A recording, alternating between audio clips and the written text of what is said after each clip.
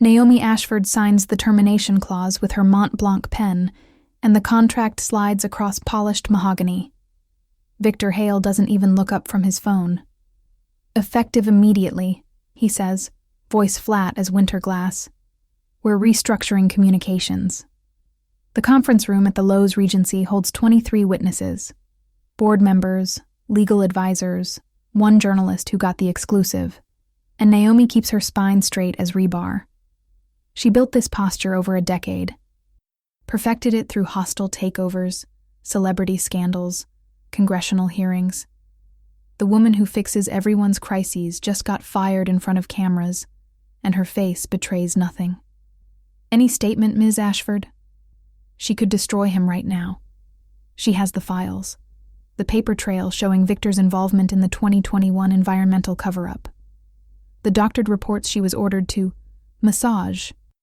She was 29 then, desperate to prove herself, and she made the edits he demanded because he promised it would protect jobs. Instead, it protected his stock price. And now he's made her the scapegoat. "I wish Hale Industries' continued success," Naomi says, voice smooth as expensive scotch. She stands, collects her tablet, and walks toward the door with the same measured grace she's worn like armor since she was the only black woman in every boardroom that mattered. The door opens before she reaches it. Kyungrae Soh stands in the threshold, still in his overcoat from the February cold, briefcase in hand. The Korean ambassador wasn't supposed to be here. This was a private corporate execution. But his presence stops the room cold. "Ambassador," Victor says, surprise cracking through his usual control. "The partnership meeting isn't until—" "I know when the meeting is." Kyungrae Soh's English carries the precise formality of someone who learned the language in diplomatic schools. "I came to inform you that the Korean Ministry of Trade and Industry requires Ms. Ashford's continued consultation on the infrastructure project. Her removal constitutes a material change to the agreement." Silence thick enough to choke on. Naomi doesn't move, doesn't breathe. Because this man, who she's worked alongside for 6 weeks, maintaining perfect professional distance, just walked into her execution and threw himself between her and the blade. Victor's jaw tightens. "Ambassador, I'm sure we can find a suitable replacement." "I'm sure you cannot." Kyungrae Soh's gaze moves to Naomi. Not with pity, not with rescue fantasy heroism. Just a question. "Will you let me do this?" She has 3 seconds to decide. Accept his intervention and look weak. Refuse and lose everything she spent 15 years building. Stay silent, and see if this man who noticed her 3-second pause in a meeting last week is really willing to bet his diplomatic capital on her competence. The journalist's pen hovers over her notebook. Naomi lifts her chin half an inch, the only answer she can afford. Kyungrae Soh turns back to Victor. "Ms. Ashford remains on the project as an independent consultant, or the partnership undergoes a 60-day review period. I'll let you decide which option serves your shareholders better." He steps aside, holding the door open. Naomi walks through it, her heart a thunderstorm beneath her immaculate blazer. If you've ever wondered what it costs to stay when everyone else walks away, you're in the right place. Subscribe, and let us know in the comments. We're building a community of people who believe in stories where love isn't easy, but it's worth it. Let's keep these narratives alive together. The elevator descends 47 floors in complete silence.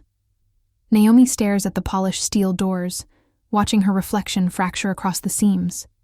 Kyungrae Soh stands 3 feet away, hands folded in front of him, posture impeccable even after throwing a diplomatic grenade into Victor Hale's boardroom.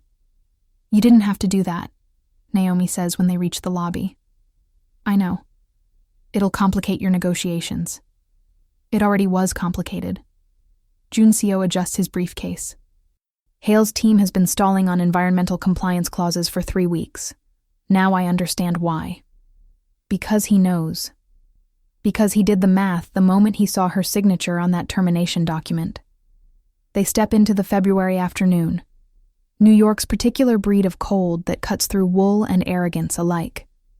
Naomi pulls her coat tighter, buying time to think. She should thank him properly. Should offer strategic advice on handling Victor's inevitable retaliation. Should maintain the professional boundaries that have kept her reputation bulletproof for a decade. Instead, she says, "How did you know I was being fired today? Your assistant called my office this morning. She didn't say why, but her voice had the quality of someone trying to stop a train wreck." He pauses at the corner, wind pulling at his perfectly combed hair. "I assumed it was important." Maya. Of course. The only person who sees the cracks Naomi plasters over every morning.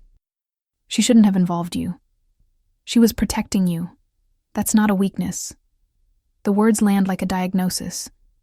Naomi spent years teaching Maya that vulnerability is professional suicide, that asking for help is admitting defeat. And now her 29-year-old assistant has better instincts about survival than she does. A taxi slides past, throwing slush across the sidewalk. Kyungrae Soh steps slightly in front of her, blocking the spray without comment. The gesture is so automatic, so devoid of performance, that Naomi's throat tightens. "I need to make some calls," she says, "because standing here feeling grateful is more dangerous than Victor Hale's lawyers." "I understand." Kyungrae Soh doesn't move. "But if you need a conference room that isn't monitored by Hale's security team, the consulate has space available." It's a lifeline. Neutrally offered, easily refused. Naomi looks at him properly for the first time since the elevator. His face carries the particular exhaustion of someone who smiles for 12-hour days and sleeps 4 hours a night. She recognizes it because she invented it. "Why are you doing this?" Kyungrae Soh meets her gaze with the same steady calm he brings to press conferences and treaty negotiations. "Because 6 weeks ago, you stopped me from walking into a press conference when I wasn't ready. You bought me 90 seconds when I needed it most." He adjusts his coat collar against the wind. "I'm returning the favor." That was different. That was just seeing someone. His voice is quiet, but it cuts through traffic noise and her carefully constructed defenses. "You saw me. Not the ambassador. Not the diplomatic function. You saw a man who needed 60 seconds to breathe." Naomi's pulse trips over itself. "Today," Kyungrae Soh continues, "I saw you sign a document that blamed you for someone else's choices, and I decided that wasn't acceptable." He hands her a business card, not his official one with the consulate address, but a personal cell number written in precise handwriting. "No pressure, no obligation. But if you need space to plan your next move without Victor's surveillance, the offer stands." Then he's gone, folding into a black sedan that pulls up with diplomatic timing. Naomi stands on the corner of Park Avenue and 54th, holding a stranger's phone number and realizing she can't remember the last time someone chose her without needing something in return. Her phone buzzes. "Maya. Are you okay? Where are you?" Naomi types back, "I'm fine. Meet me at the cafe on Lexington in 20 minutes. She needs coffee. She needs a strategy. She needs to stop replaying the way Kyungrae Soh said, 'I saw you,' like it was a statement of fact rather than a confession. But first, she needs to figure out how to dismantle Victor Hale's empire without destroying herself in the process." 3 days later, Naomi sits across from Maya at a window table in a midtown cafe that charges $18 for avocado toast. Her assistant has that particular expression, half concern, half determination, that usually precedes difficult truths. "You need to eat something," Maya says, pushing a croissant toward her. "I had coffee." Coffee isn't food. Neither is spite, before you suggest it. Naomi almost smiles. Almost. "I'm fine, Maya. You've said that 47 times since Tuesday. I'm starting to think you've forgotten what fine actually means." The cafe hums with the Monday morning rush. Lawyers, consultants, people whose crises are still manageable. Naomi watches them order complicated drinks and check their phones with the casual confidence of those who haven't been publicly dismantled by a billionaire with a god complex. Her phone lights up. Another message from a former client, awkwardly distancing themselves. "Given the circumstances. Appreciate your work, but perhaps after things settle." Professional abandonment, neatly packaged in corporate speak. 17 clients in 3 days, Naomi says, setting the phone face down. That has to be some kind of record. Maya's jaw tightens. They're cowards. You saved half their reputations, and they're running because Victor Hale told them to. They're running because association with me is now a liability. Naomi finally tears off a piece of croissant, if only to stop Maya's worried staring. That's how this works. I taught you that. You taught me a lot of things, including that strategic retreat isn't the same as surrender. It's exactly the kind of thing Naomi would say in a crisis briefing, and hearing it reflected back feels like looking in a mirror she's been avoiding. I'm not surrendering.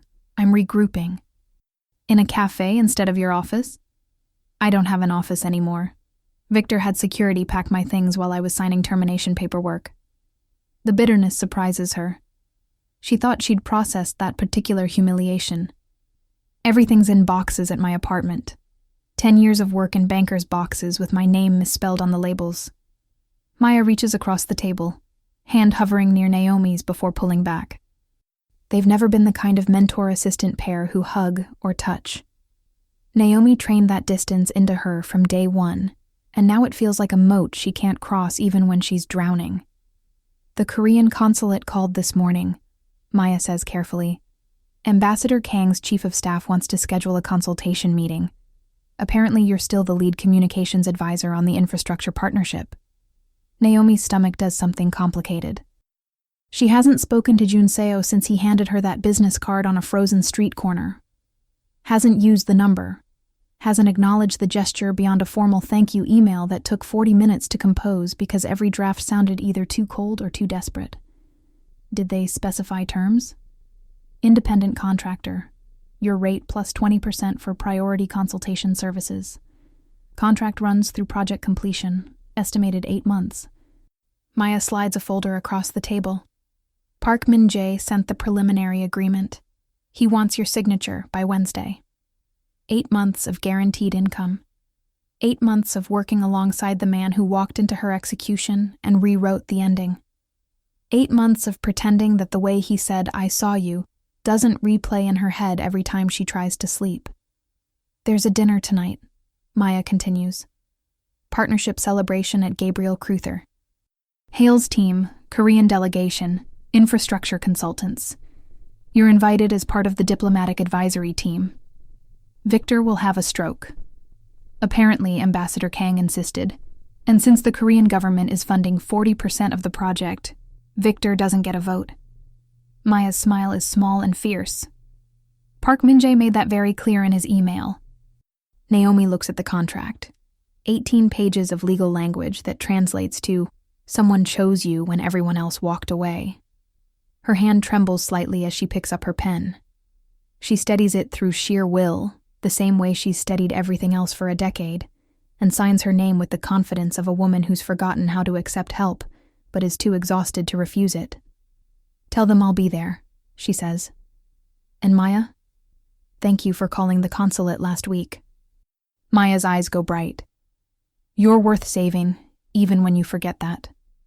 Gabriel Cruther sits like a jewel box on West 42nd Street, Michelin-starred, reservation list legendary, the kind of restaurant where deals get made over burgundy and butter-poached lobster.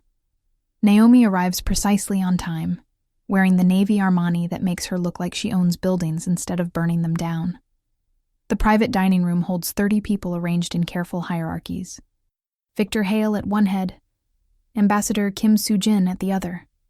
Corporate power versus diplomatic grace, both smiling with teeth that could cut glass. Kyungrae Soh stands near the window, listening to a German infrastructure consultant explain something technical about load-bearing capacities. He's in a charcoal suit that fits like it was designed by someone who understands the weaponry of tailoring. When Naomi enters, his gaze flicks to her for exactly 2 seconds. Not long enough to be obvious, just long enough to confirm she's real. Park Min-jae intercepts her before she can navigate the seating politics. "Ms. Ashford, thank you for joining us." His handshake is firm, evaluating. "I've reviewed your crisis management portfolio. Very impressive. Thank you, Mr. Park. Please call me Min-jae. We'll be working closely for the next several months." He gestures toward the table. I've seated you between Ambassador Kang and myself, easier for consultation during discussions. Which means away from Victor Hale, where he can't sabotage you in front of witnesses. The dinner unfolds with the choreography of high-stakes diplomacy. Courses arrive like treaty negotiations: amuse-bouche, langoustine, duck breast with cherry reduction. Conversation moves between English and Korean, French and German, everyone performing fluency in multiple languages, including the unspoken one of power. Victor keeps his distance, but his glances land like paper cuts. Naomi feels them and refuses to flinch. Halfway through the main course, Ambassador Kim raises her glass to partnerships built on integrity and mutual respect. Her gaze sweeps the table, landing deliberately on Naomi before moving on. May we all have the wisdom to recognize value when we see it. The table echoes the toast. Jun-seo catches Naomi's eye across his wine glass, and something passes between them. Acknowledgement, maybe, or shared understanding of subtext. During dessert, dark chocolate souffle that's probably illegal in several jurisdictions, the conversation shifts to project timelines. Min-jae outlines the next phase: media strategy, public announcements, stakeholder engagement. All the things Naomi used to manage before she became inconvenient. Ms. Ashford will lead the communications framework, Min-jae says, and it's not a suggestion. Her experience with cross-cultural infrastructure projects is exactly what we need. Victor's fork clinks against his plate. I'm sure there are several qualified consultants who could. We've already selected our consultant. Ambassador Kim's voice carries the particular authority of someone who's negotiated with presidents. Mr. Hale, I trust you'll extend full cooperation to Ms. Ashford and her team. It's not a question. Victor's smile could freeze champagne. Of course, Ambassador. The dinner continues, but the battle lines are drawn. Naomi has been claimed by the Korean delegation, pulled into their diplomatic orbit, and Victor can't touch her without triggering an international incident. As dessert plates are cleared, Jun-seo stands to offer closing remarks. His speech is everything a diplomatic address should be: gracious, optimistic, carefully bland.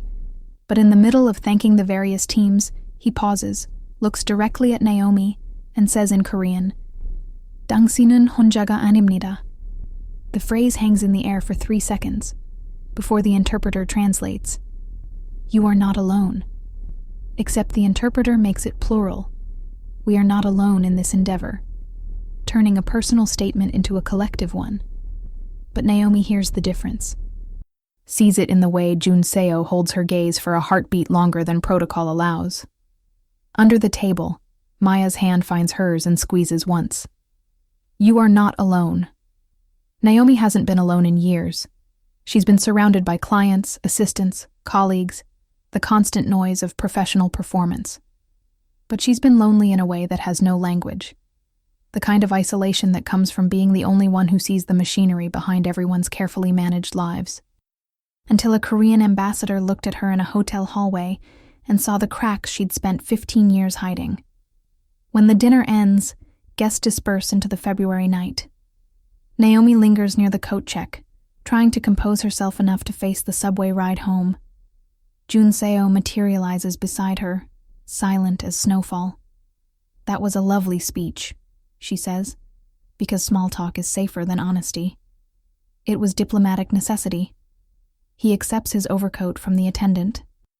The phrase I used, did you understand it? Maya told me afterward. Naomi buttons her coat with hands that almost cooperate. You said it directly to me. The interpreter made it about the collective.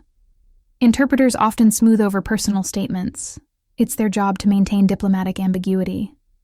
He adjusts his scarf. But I meant what I said. You are not alone, Naomi. Not in this project, and not in what you're facing. Her name in his voice does something dangerous to her carefully maintained composure.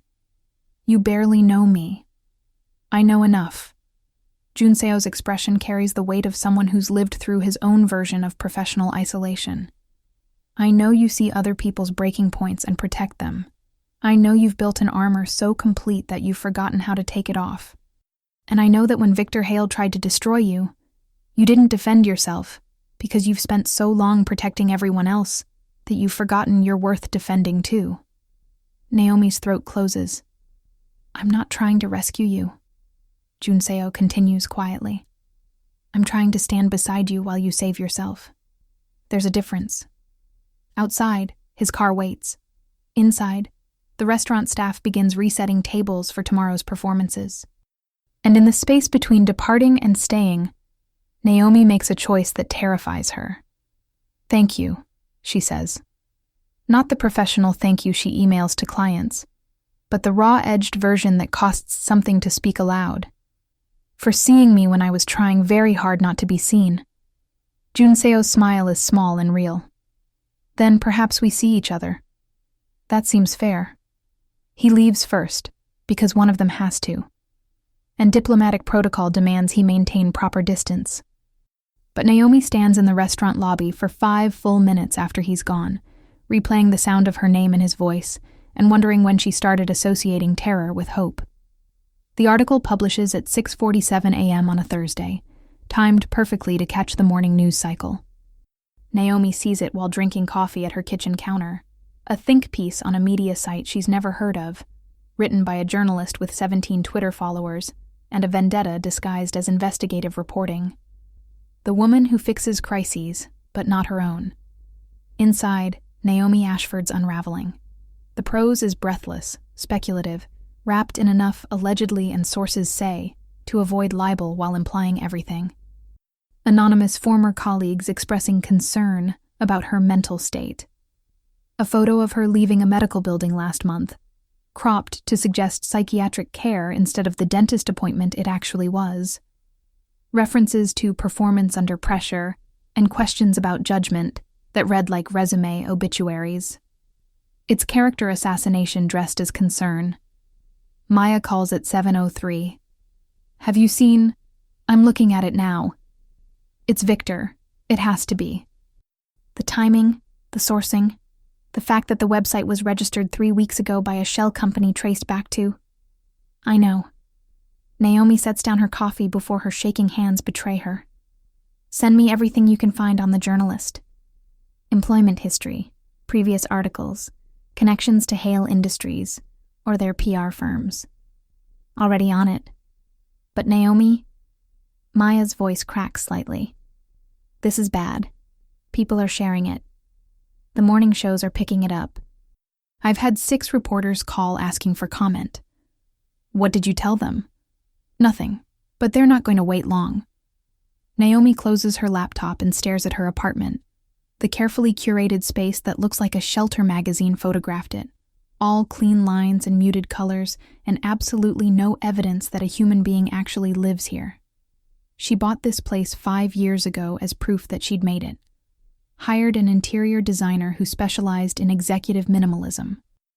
Learned to exist in a space that looked perfect, because perfection was the only acceptable aesthetic. Now it feels like a museum exhibit. The last days of Naomi Ashford on display. Her phone buzzes. A text from a number she hasn't saved but recognizes. I just saw the article. Are you all right? Kyungrae Soh.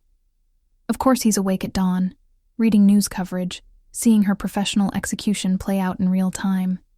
She types and deletes 4 responses before settling on, I'm fine. Occupational hazard. His reply comes fast. Being targeted by planted stories is not an occupational hazard. It's retaliation. Same thing in my line of work. That doesn't make it acceptable. Naomi stares at her phone, at this man who keeps insisting she deserves better than the cruelty she's normalized. Before she can stop herself, she types, They're going to ask you to distance yourself from me, your team, Ambassador Kim. They'll say I'm a liability. The typing indicator appears, disappears, appears again. Finally, let me worry about my team. I'm serious. This will complicate your negotiations. Naomi. Just her name, but it lands with the force of a complete argument. I am not abandoning you because someone published lies on the internet. Please give me more credit than that. She reads the message 3 times, looking for the trap, the angle, the moment when his support becomes conditional. Finds nothing but frustrated sincerity. At 9:15, Victor's office issues a statement. While we appreciate Ms. Ashford's contributions during her time with Hale Industries, we believe this transition will allow her to focus on her well-being and personal priorities. It's a masterclass in concern trolling. He's not attacking her. He's worried about her. He's not firing her. He's freeing her to heal. Every word drips with the kind of condescension that makes rage taste like copper. At 10:30, the Korean consulate issues its own statement. Ms. Ashford continues to serve as lead communications consultant on the Seoul, New York Infrastructure Partnership. Her expertise and professionalism are essential to this project's success. The consulate has full confidence in her abilities. Min-jae follows up with an email. Ambassador Kang asked me to make our position clear. You have our full support. Don't let the noise distract you. At 11:45, Ambassador Kim herself calls. Naomi stares at the screen for 3 rings before answering, because she's never spoken directly to the woman who holds Jun Seo's career in her meticulously manicured hands. Ms. Ashford, I wanted to reach out personally. Kim's English is flawless, edged with an accent that suggests British education. I've read this morning's article. It's garbage dressed as journalism, and I want you to know that my delegation sees through it. Thank you, Ambassador. I'm not finished. The steel beneath the diplomacy surfaces. I've spent 35 years watching talented women get dismantled by men who fear competence. I've seen careers destroyed by whisper campaigns and strategic cruelty, and I have exactly 0 patience for it. A pause. You were used as a scapegoat for someone else's ethical failures. That ends now. Naomi's vision blurs slightly. I appreciate your confidence, but this isn't confidence. It's fact. Kim's voice softens microscopically.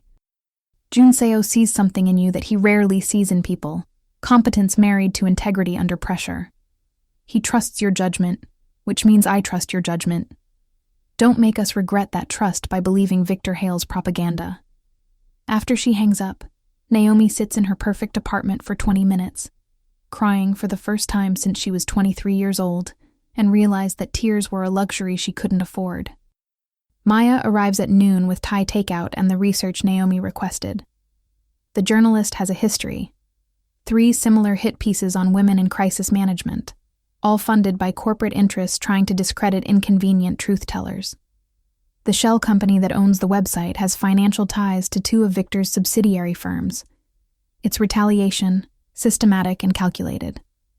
We can fight this, Maya says, spreading documents across the coffee table.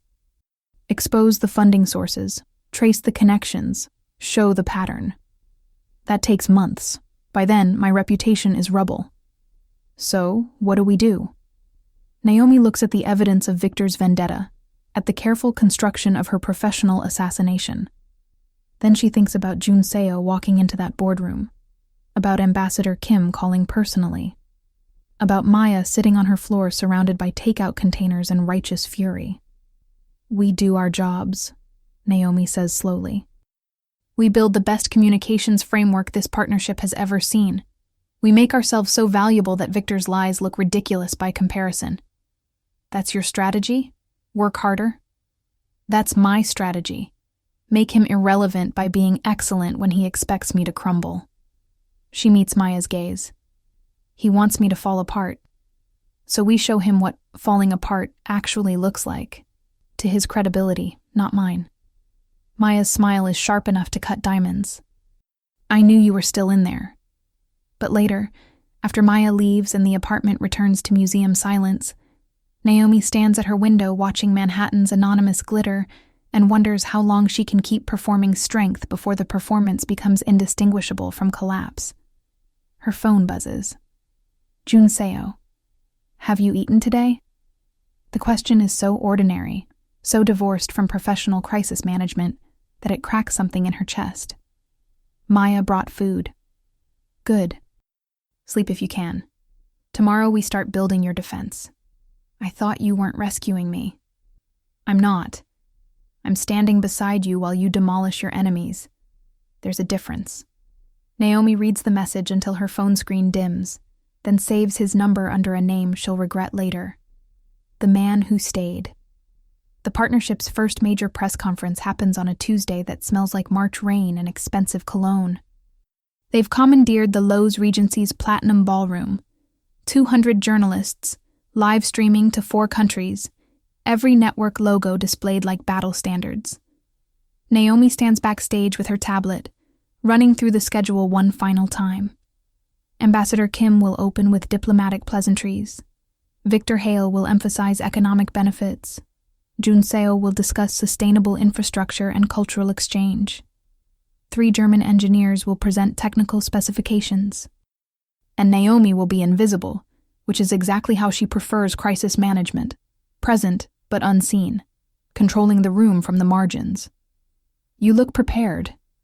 Min-jae appears beside her, reviewing his own notes. Which means you're either excellent at your job or hiding a panic attack. I'm hoping for the former. Both can be true simultaneously. He almost smiles. Fair enough. His expression turns serious. Hale's team tried to have you removed from the press list. Said your ongoing personal issues might create complications. Naomi's jaw tightens. What did you tell them? That if Ms. Ashford doesn't manage the press conference, there is no press conference.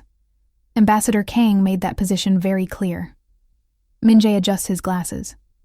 You have allies, Ms. Ashford. Try to remember that when the room gets hostile. The lights go up at 10 a.m. sharp. Naomi watches from the wings as Ambassador Kim delivers her opening remarks with the effortless authority of someone who's done this 300 times. Victor follows, all polished charm and strategic pauses, playing the benevolent billionaire while his PR team works overtime to bury Naomi's reputation in search engine results. Then Kyungrae Soh takes the podium. He's in navy again, the color that makes him look simultaneously approachable and untouchable, like diplomacy made visible. His speech hits every necessary point: economic partnership, environmental sustainability, cultural bridge building. The press eats it up because he delivers complex policy in language that sounds like possibility instead of bureaucracy. But 13 minutes in, something shifts. Kyungrae Soh pauses mid-sentence, gaze going briefly unfocused. It's barely 3 seconds, a hesitation so slight that most people probably think he's gathering his thoughts. But Naomi sees the microscopic tells, the tightening around his eyes, the breath held too long, the way his hand grips the podium like he's steadying himself against something invisible. She's at his elbow before conscious thought catches up. Ambassador, we need to adjust the lighting for the visual presentation. Her voice is smooth, commanding, the voice of someone who makes executive decisions without asking permission. 30-second technical pause. The tech team, trained to follow her lead without question, dims the house lights. Kyungrae Soh steps back from the podium, and Naomi is there with a water glass she materialized from somewhere, angled so the cameras can't see his face. Breathe, she says quietly. You're fine. Just breathe. His hand shakes slightly as he takes the glass. I know. But you're having a micro-episode. Probably stress-triggered, maybe caffeine crash, definitely fixable in about 20 seconds. She keeps her voice clinical, detached, giving him facts instead of concern. Drink, breathe, reset. Kyungrae Soh drinks. The lights come back up. He returns to the podium with a smile that looks only slightly strained and delivers the rest of his speech without missing another beat. Naomi melts back into the wings, pulse racing, and realizes Min-jae is staring at her with something between respect and curiosity. You saw that? He asks. I always see. She watches Kyungrae Soh field questions from the press, back in full diplomatic mode. It's my job. Most people wouldn't have noticed. Most people aren't looking. She doesn't say. Most people don't recognize their own breaking points reflected in someone else's face. The press conference ends successfully. The German engineers are awkwardly charming. Victor manages not to implode on camera. And Ambassador Kim closes with remarks that make international partnerships sound both inevitable and inspiring. Afterward, the green room fills with the particular chaos of successful crisis avoidance. Naomi is reviewing media coverage on her tablet when Kyungrae Soh finds her in a corner, away from the crowd. "Thank you," he says quietly. "For earlier. I was doing my job. You were saving me from a very public moment of weakness." His expression carries something fragile and honest. Again. Naomi looks at him properly.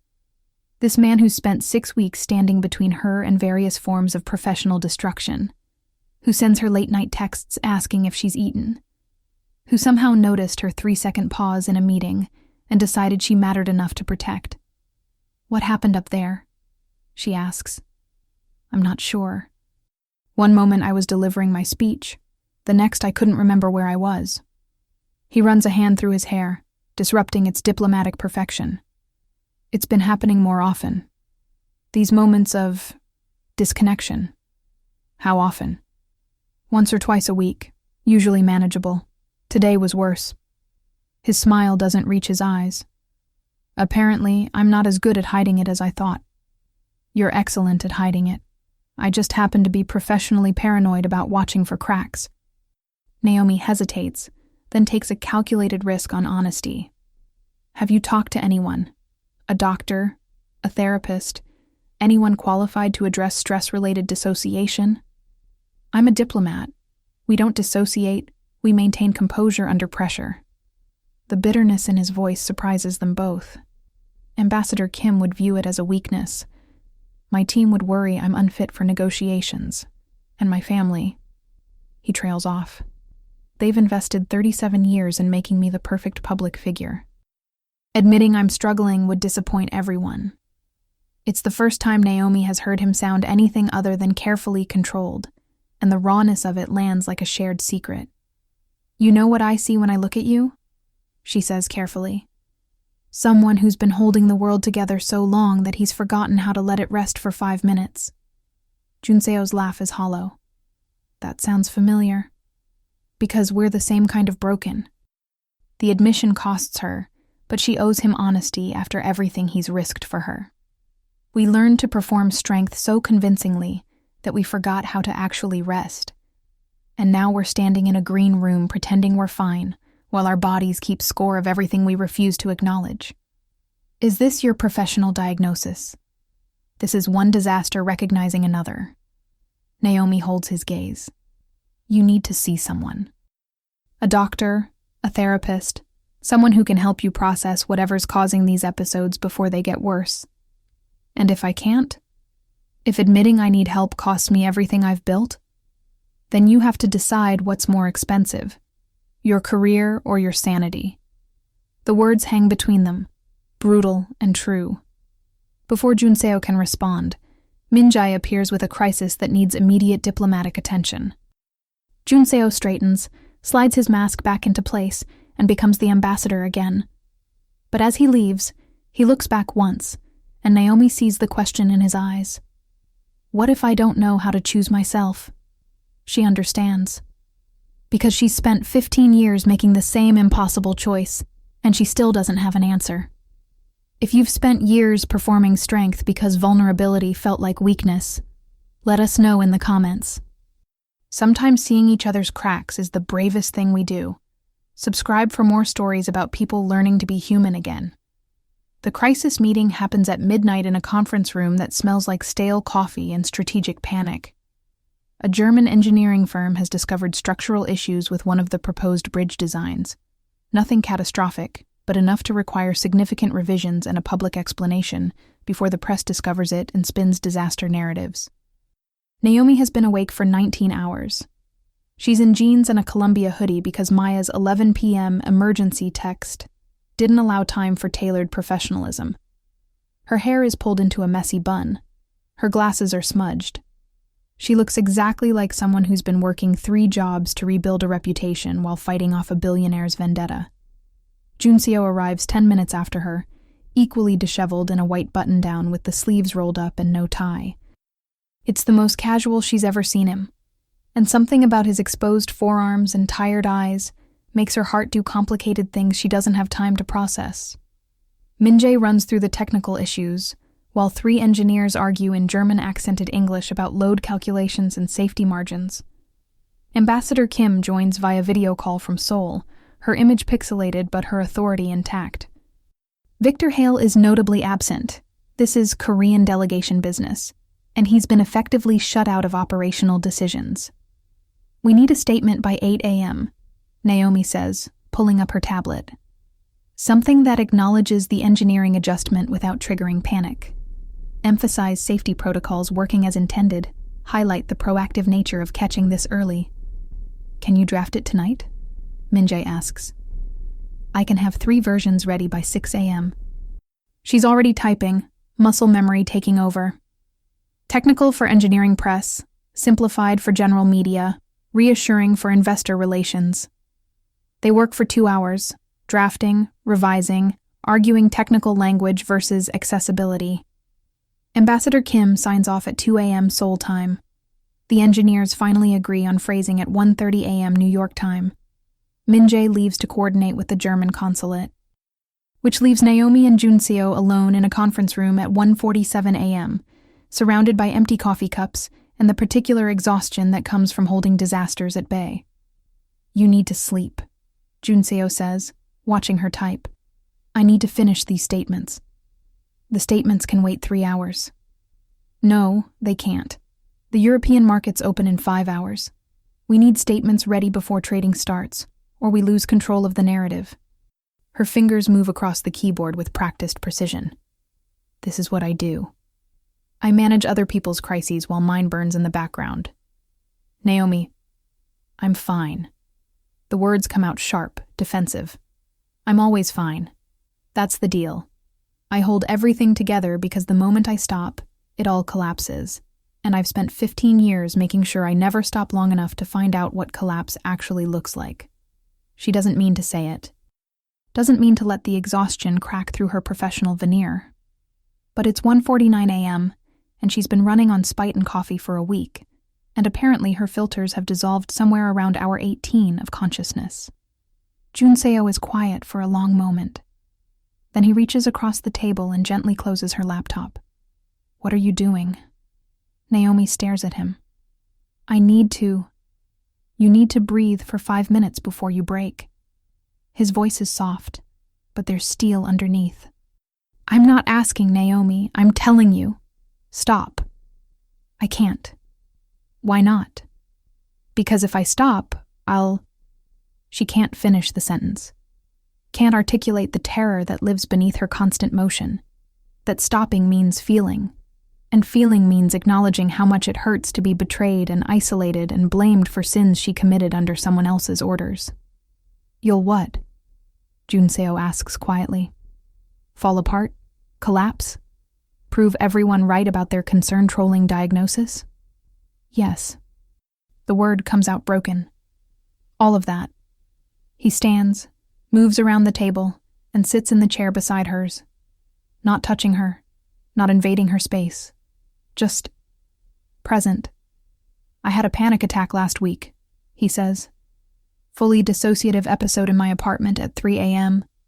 I couldn't remember where I was for 10 minutes. Couldn't recognize my own furniture. My chief of staff found me sitting on the kitchen floor, completely disconnected from reality." Naomi turns to look at him, shocked into temporary stillness. "I've been seeing a therapist for 3 months," Junseo continues. "The dissociation episodes you noticed? They're getting worse. Stress-induced, apparently. Decades of performing diplomatic perfection, while ignoring every personal need until my brain started checking out without permission." He meets her gaze. "So when I say you need to stop before you break, I'm not being condescending. I'm speaking from experience." "You're seeing a therapist?" "Twice a week. I drive to New Jersey so no one from the consulate sees me walking into a Manhattan office." His smile is bitter. Very dignified, very secretive, very expensive. "Does it help?" "Sometimes. Other times I sit in her office and perform patient-seeking help while she performs concerned professional. And we both pretend I'm making progress instead of just talking about my feelings for 50 billable minutes." Despite everything, Naomi almost laughs. That sounds exhausting. It's the second most exhausting thing I do. The first is pretending to be okay in rooms full of people who need me to be okay. He leans back, running a hand through his hair. Today at the press conference, when you pulled me off the podium, I was about 30 seconds from a complete dissociative break in front of 200 journalists. You saved me from a very public collapse. I noticed you were struggling. Most people wouldn't have. But you saw me the same way I see you. His voice drops. We recognize each other, Naomi. The cracks, the performance, the exhaustion. We see through each other's armor because we're wearing the same kind. She should say something professional. Should redirect the conversation back to crisis management and press statements in all the safe territory they usually occupy. Instead, she says, I don't know what it's like to be okay anymore. The confession lands between them like a dropped glass, sharp, surprising, impossible to take back. I used to know, she continues, words spilling out now that she's started. I used to come home and feel accomplished instead of depleted. I used to sleep without medication. I used to believe I was good at my job because I was good. Not just because I'd learned to perform competence convincingly enough to fool everyone, including myself. When did that change? 5 years ago. When I edited those environmental reports for Victor, because he told me it was the only way to protect 800 jobs. Her laugh is hollow. I told myself I was being practical, strategic, doing the hard thing for the greater good. But really, I was just scared of saying no to a powerful man. So I compromised my integrity and called it pragmatism. You were 29. He exploited your fear and your ambition. I still made the choice. I still clicked save on those doctored reports knowing they were lies. She looks at her hands, at the perfectly manicured nails that are part of her armor. And now he's using that choice to destroy me. And the worst part is, he's not wrong. I did the thing he's accusing me of. I just did it because he told me to. Kyungrae Soh is quiet for a long moment. Then he says, 5 years ago, I signed off on a trade agreement that displaced 200 Korean families, so a highway could be built 3 months faster. My superiors told me it was diplomatically necessary. I told myself I was serving the greater good. He meets her eyes. Those families are still displaced. I still dream about them sometimes. And I still don't know if I made the right choice, or if I was just too scared to say no to people in power. That's not the same. It's exactly the same. We both compromised our values under pressure from people who had power over our careers. We both carry guilt for choices we can't undo. And we both built armor so complete that we forgot how to take it off even when we're alone. Naomi feels something crack in her chest. Not a collapse, but an opening. Are you telling me this so I feel less alone? I'm telling you this because you are not alone. Because I see you, Naomi. Not the crisis management machine. Not the woman who fixes everything. I see you, exhausted, compromised, trying so hard to hold it together that you've forgotten how to let yourself rest. And what good does that do? You seeing me? I don't know yet. His honesty is devastating. But I know I'd rather be seen than invisible. And I know I'd rather stand beside someone who understands this particular kind of breaking than pretend I'm fine to people who need me to be flawless. Naomi looks at him. This man who walks into boardrooms and stops her executions, who sends midnight texts asking if she's eaten, who just admitted to panic attacks and therapy and all the human messiness that doesn't fit in diplomatic briefings. I'm not good at this, she says quietly. Letting people in, asking for help, admitting I'm not fine. I noticed. His smile is gentle. I'm not good at it either. But maybe we could be terrible at it together. That's a terrible idea. Probably. Kyungrae Soh doesn't look away. But I'm tired of being alone in rooms full of people, Naomi. And I think you are too. She is. God help her. She's been lonely for so long that she forgot what connection felt like until a Korean ambassador looked at her in a hallway and refused to pretend he didn't see her cracks. Okay, she says, and the word feels like jumping off a cliff. Okay. We can be terrible at this together. His smile is the first genuine one she's seen on him, and it transforms his face from diplomatically handsome to heartbreakingly human. They finish the press statements by 3 a.m.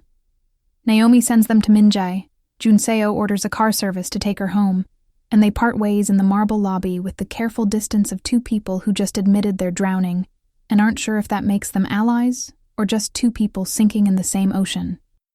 But when Naomi gets home at 3:47 a.m. and her phone buzzes with a text, "Thank you for being honest. Sleep if you can. You did good work tonight."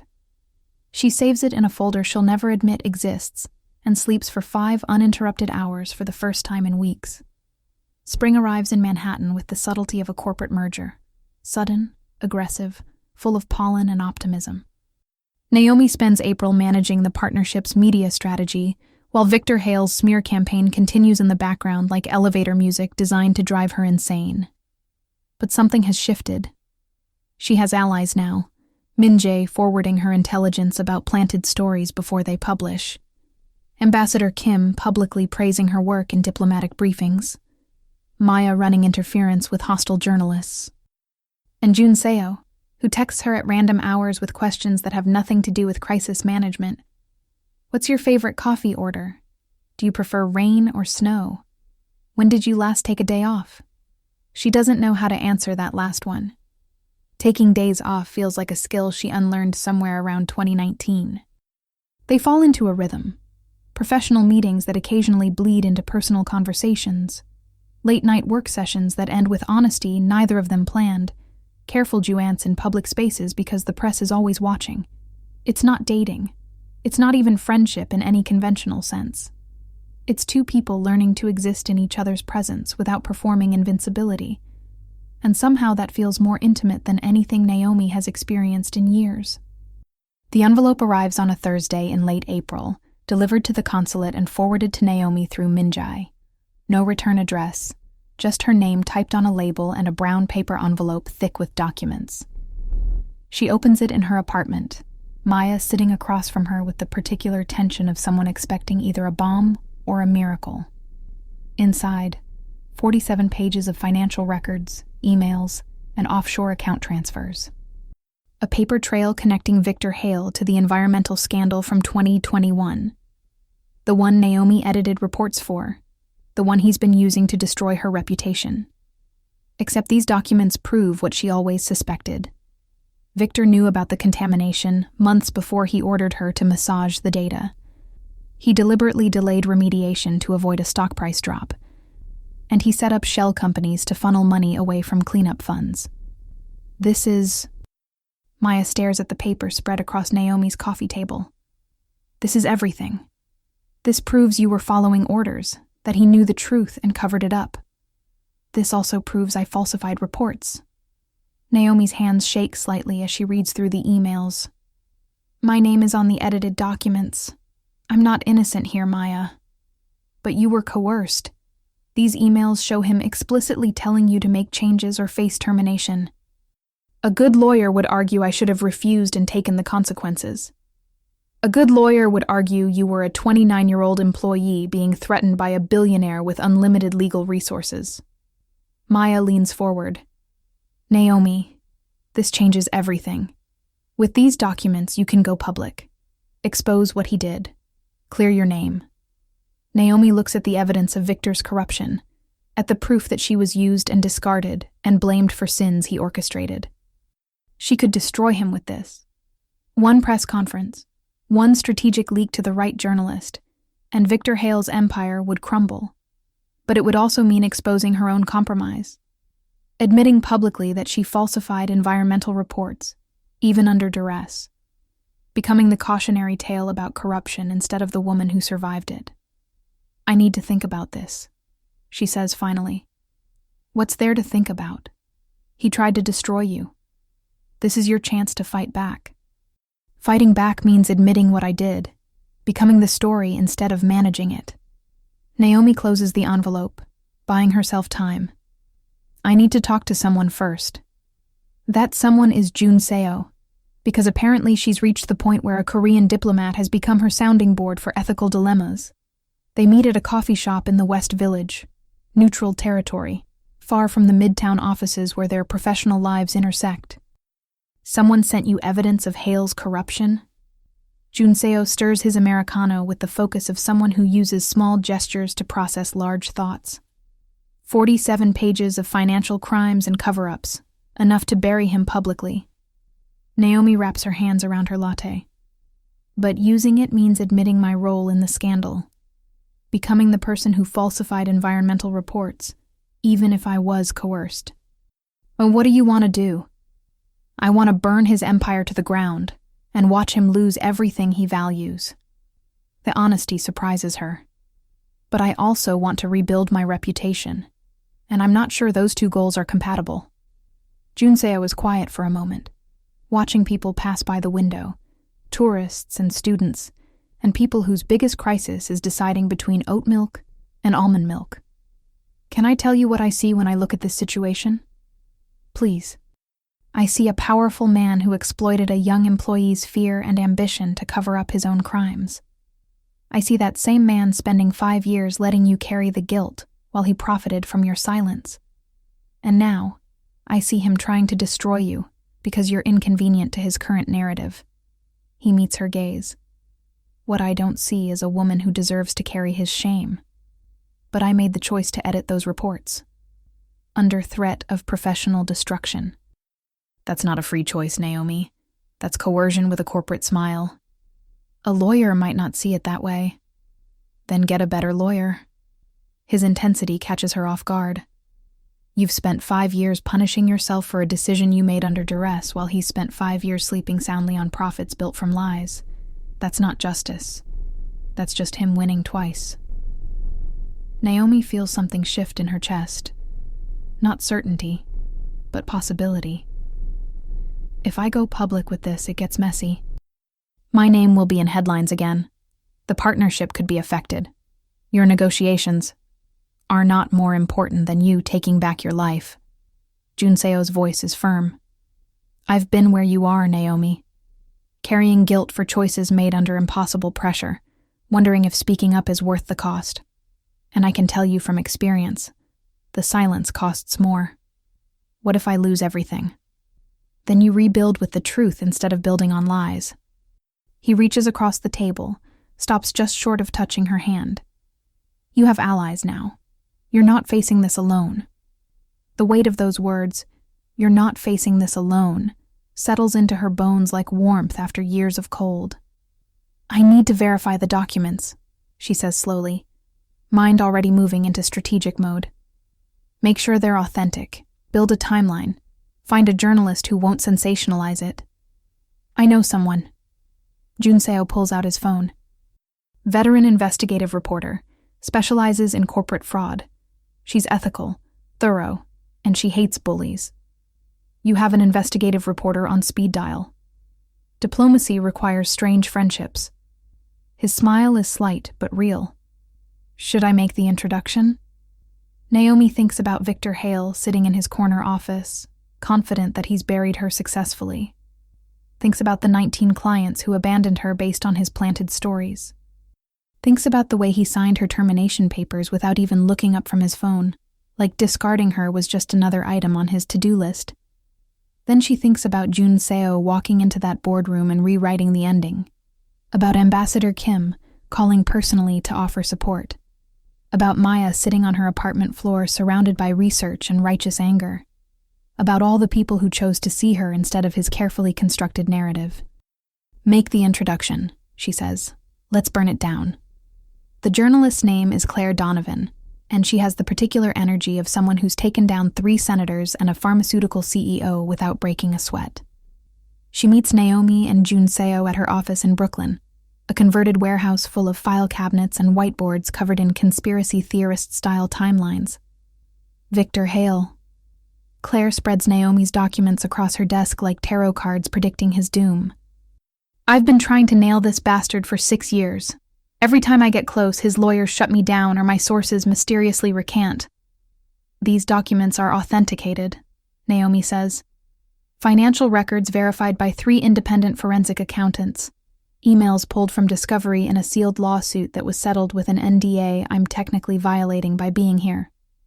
Technically violating or definitely violating? The latter. But the NDA was signed under fraudulent pretenses, which makes it void. Probably. My lawyer is still reviewing. Claire grins like a wolf spotting prey. I love a good NDA violation. Gives the story flavor. She starts organizing documents into piles. Here's what I need. Full timeline, your first-hand account of being ordered to falsify reports, any correspondence showing duress or threats, and names of other employees who might corroborate. If I give you names, they could lose their jobs. If you don't give me names, Hale walks away clean and does this to someone else in 5 years. Claire's expression softens microscopically. I protect sources, Ms. Ashford. That's the job. But I need corroboration to make this story bulletproof. Naomi exchanges glances with Kyungrae Soh, who's been silent since introductions, but whose presence feels like a steady hand on her back. I can give you 3 names, she says finally. Former employees who left Hale Industries under suspicious circumstances. They might talk if they know they're not alone. Perfect. I'll need 2 weeks to verify everything, build the narrative, and get legal clearance from my editors. Claire leans back in her chair. This goes live May 15th. Front page, full investigation, multimedia package. By the time Hale's lawyers figure out how to respond, the story will be everywhere. May 15th. 3 weeks away. 3 weeks of sitting on evidence that could destroy her destroyer, while pretending everything is normal. What's the headline? Naomi asks, because she needs to know how her name will appear in this particular resurrection. Still working on it. Probably something like, how a billionaire used a young employee to cover environmental crimes, then destroyed her career when she became inconvenient. Claire taps her pen against her desk. You're the victim in this story, Ms. Ashford. I'll make sure everyone knows that. Victim.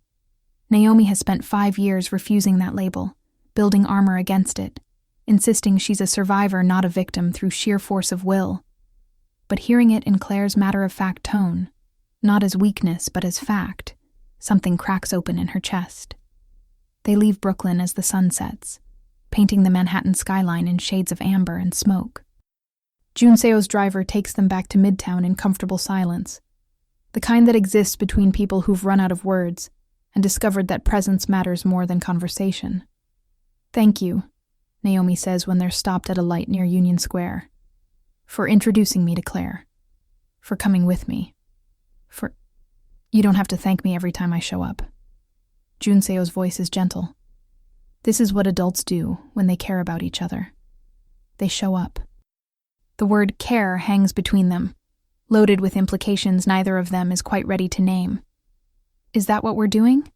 Caring about each other? I think so. He turns to look at her, and in the orange glow of streetlights, his face loses some of its diplomatic polish. I'm terrified of it, if that helps. I haven't let myself care about someone like this in years. Maybe ever. Why not? Because caring means vulnerability, and vulnerability means people can hurt you. Diplomacy taught me to keep everyone at arm's length. Smile, bow, negotiate, but never let anyone close enough to matter. He runs a hand through his hair. But then you stopped me from walking into a press conference when I wasn't ready, and suddenly someone saw me, and I forgot how to maintain proper distance. Naomi's pulse does complicated things. I'm not sure I know how to do this. Whatever this is. I don't either. But I'd rather figure it out with you than maintain perfect professionalism with someone I don't care about. He hesitates, then adds, Min-jae warned me yesterday that getting close to you is politically dangerous. That if your story becomes public, the association could damage my credibility. Ice settles in Naomi's stomach. What did you tell him? I told him that my credibility isn't worth protecting if it requires me to abandon people when they're fighting for their truth. Kyungrae Soh's jaw tightens. He didn't like that answer. Kyungrae Soh, if this affects your career, then it affects my career. His voice is firm. I'm not walking away from you because someone might write a speculative headline. I'm not that person, and I refuse to become him just because it's diplomatically convenient. The car pulls up to Naomi's building. She should get out, thank him again, maintain the careful boundaries that keep this relationship from becoming something neither of them can control. Instead, she says, Do you want to come up? I have mediocre wine and excellent takeout menus. Junseo's smile is slow and real. I'd like that. They don't sleep together. For the record, because Naomi knows how stories get told and retold until they bear no resemblance to truth. They order Thai food, drink 2 glasses of wine each, and talk until 2 a.m. about everything except crisis management and diplomatic negotiations.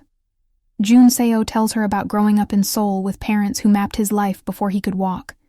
Diplomat training by age 12, university in Geneva, graduate work at Columbia, every step calculated to produce the perfect public servant. He talks about the loneliness of being professionally excellent while personally hollow, about dissociative episodes that started 2 years ago but intensified in the last 6 months, about his therapist's suggestion that he's been performing humanity so long he forgot how to experience it. Naomi tells him about being the first in her family to finish college, about her mother's death from breast cancer when she was 23, about building a career as armor against grief and ending up trapped inside her own defenses.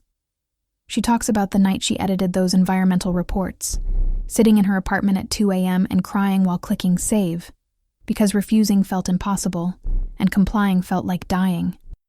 They don't touch beyond the accidental brush of hands when reaching for spring rolls. They don't kiss. They just exist in each other's presence without masks. And somehow that feels more intimate than anything Naomi has shared with the 3 people she's dated in the past decade. Junseo leaves at 2:30 a.m. because diplomatic protocol requires he maintain some pretense of propriety. But he pauses at the door, looks at her with an expression that makes her heart forget its rhythm, and says, "Thank you for letting me see you without armor. It's the most honest I've felt in years."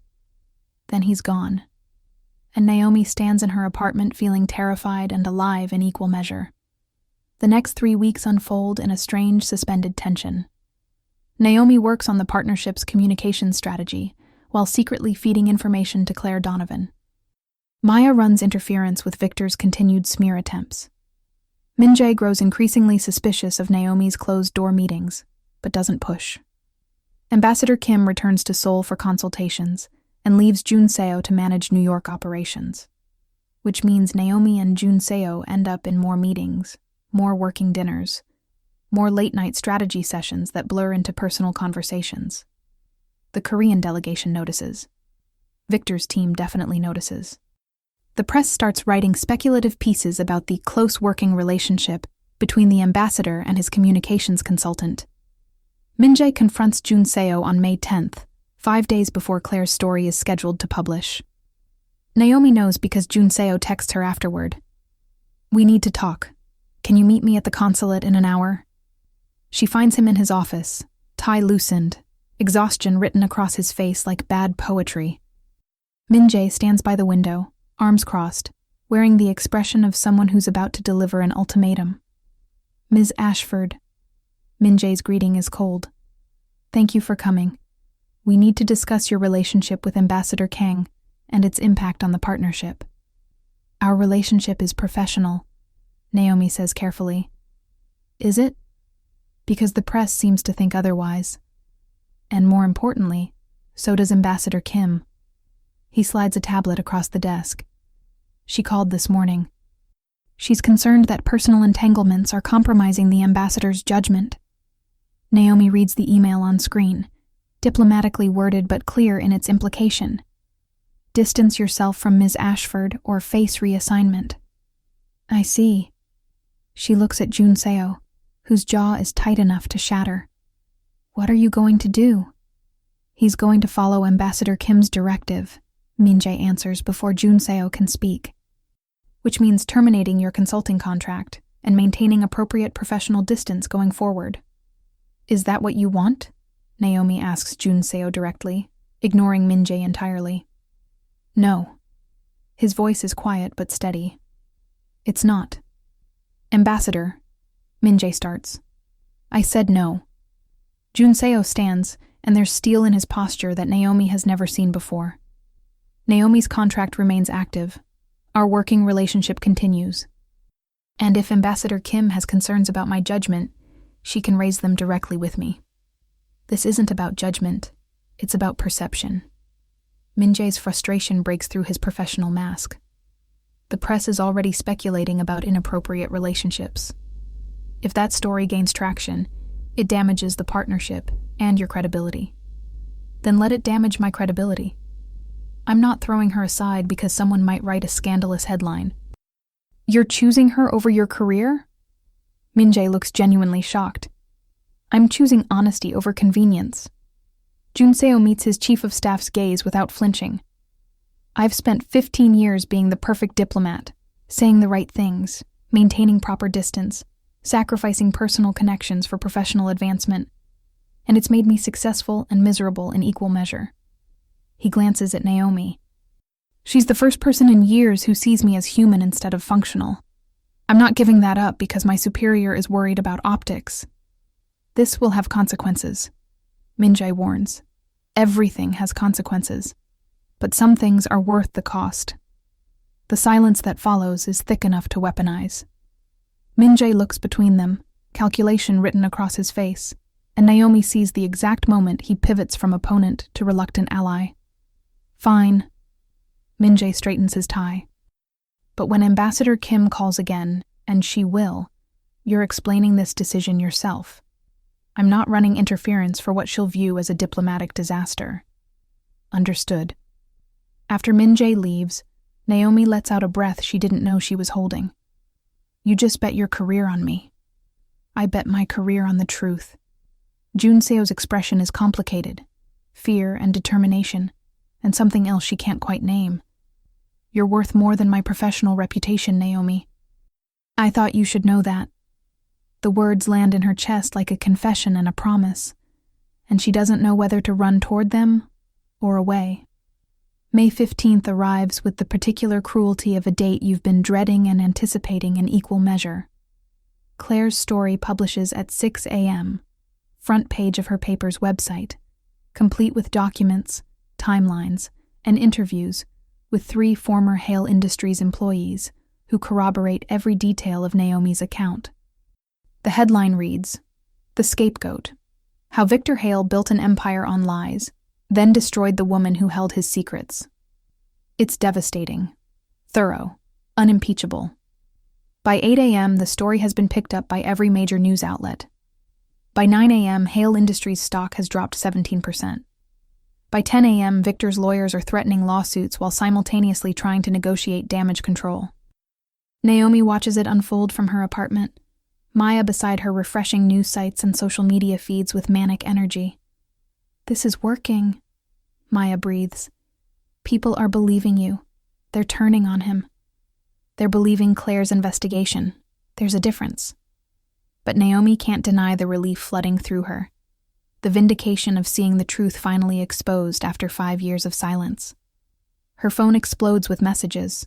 Journalists requesting interviews. Former clients apologizing and asking if she's taking on new work. Colleagues she hasn't heard from in months, suddenly remembering they always knew Victor was shady. The text she cares about most comes at 10:47 a.m. I'm proud of you. This took courage. Are you okay? Kyungrae. Of course. She types back, terrified and relieved and waiting for the other shoe to drop. The other shoe is Victor's implosion. Let me know when you're ready to celebrate. At 2 p.m., Victor Hale calls a press conference. Naomi watches it live, stomach twisted in knots, because she knows men like him don't go down without attempting to take everyone else with them. He's in his corner office, flanked by lawyers, wearing the expensive suit of someone who thinks money equals armor. His opening statement is exactly what she expected: denial, deflection, attack. These allegations are categorically false, Victor says, reading from prepared remarks. Ms. Ashford was a valued employee who made serious errors in judgment. Rather than taking responsibility, she's now attempting to rewrite history and destroy the reputation of a company that gave her opportunities she didn't deserve. The reporters eat it up, scribbling notes and firing questions. Victor fields them with practiced ease, performing wounded dignity while his lawyers nod approvingly. Then someone asks the question that changes everything. Mr. Hale, Can you explain the offshore accounts detailed in Ms. Donovan's investigation?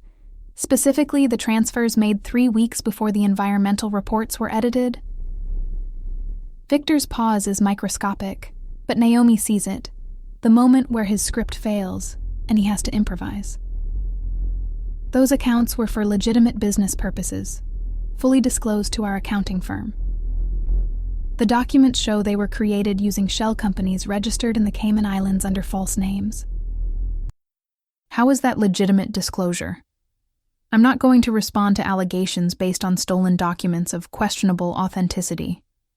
The documents were authenticated by 3 independent forensic accountants. Are you claiming they're fabricated? Victor's jaw tightens. This press conference is over.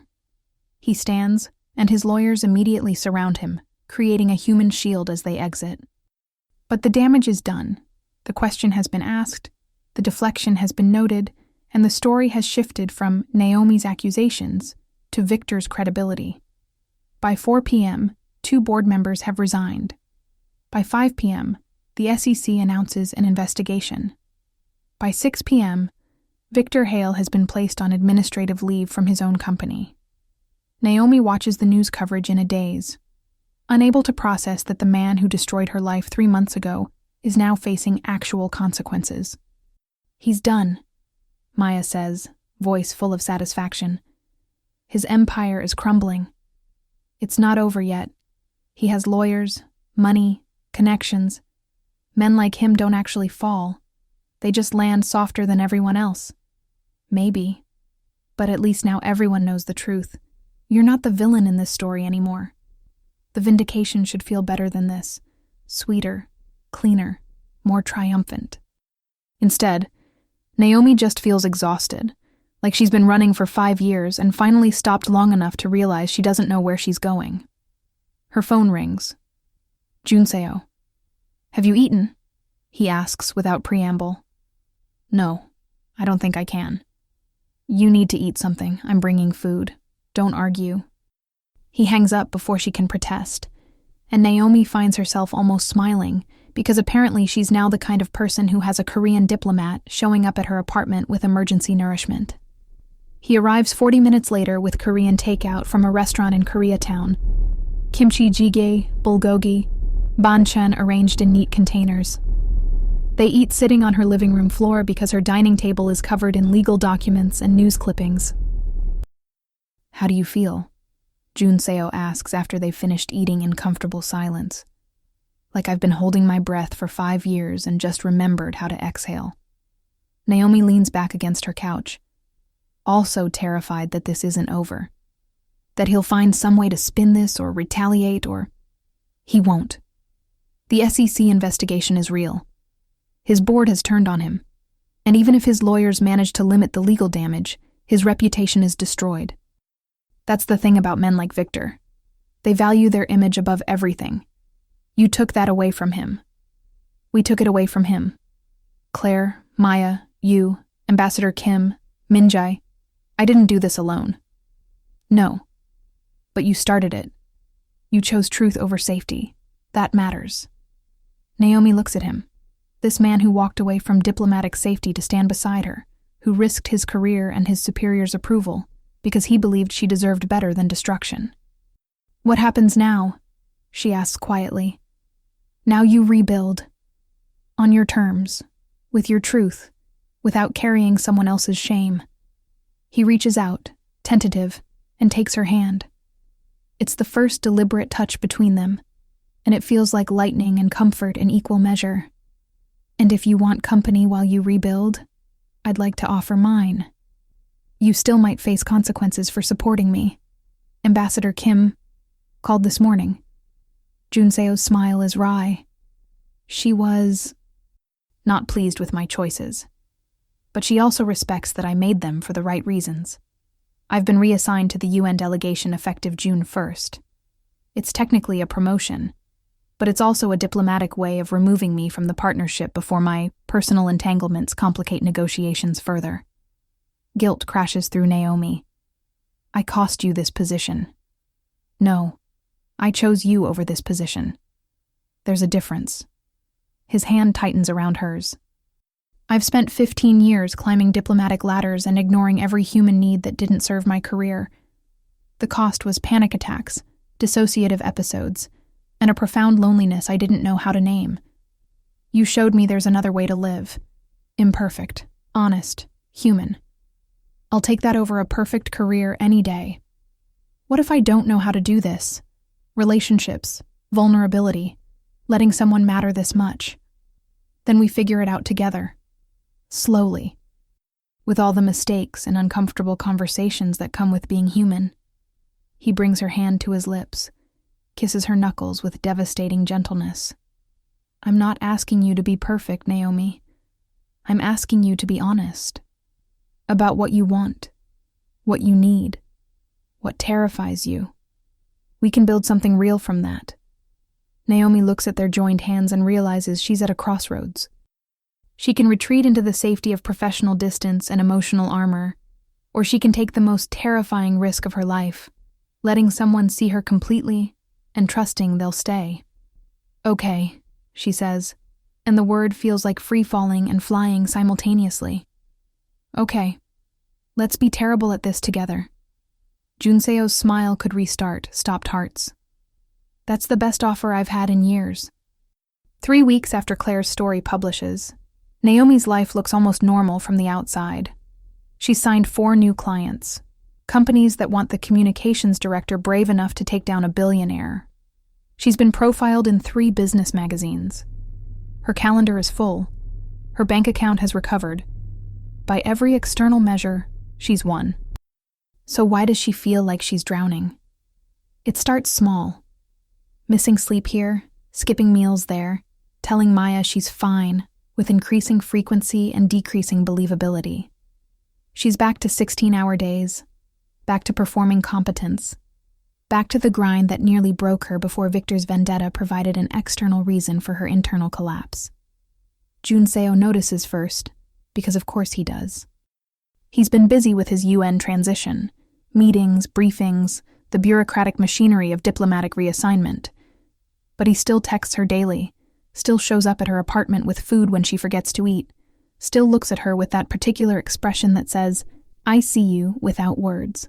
On a Saturday in early June, he arrives unannounced at noon and finds her still in pajamas, laptop open, surrounded by work documents like fortifications. When did you last sleep? He asks, setting down a bag of bagels she won't eat. I slept. How long? 3 hours, maybe 4. I don't know, I stopped tracking. Naomi doesn't look up from her screen.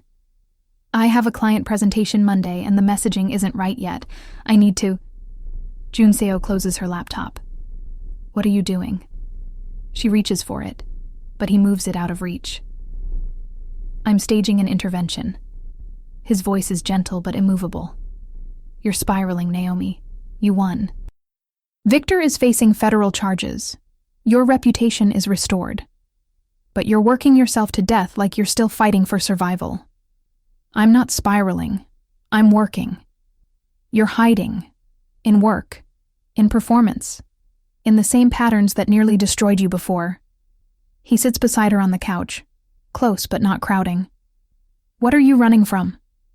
I'm not running from anything. I'm just busy. 4 new clients, media requests, rebuilding everything that... Naomi. Just her name. But it cracks something open in her chest. Please. Tell me the truth. The truth. The truth is that she doesn't know how to exist when she's not fighting. The truth is that peace terrifies her more than crisis because at least in crisis she knows what to do. The truth is that she spent 5 years carrying Victor's guilt and 3 months fighting his retaliation, and now that both are gone, she doesn't know who she is without the weight. I don't know how to be okay, she says finally, voice breaking. I thought winning would feel different. I thought exposing Victor would fix everything. But I still can't sleep. I still hear his voice telling me I'm not good enough. I still feel like I'm one mistake away from losing everything all over again. That's trauma.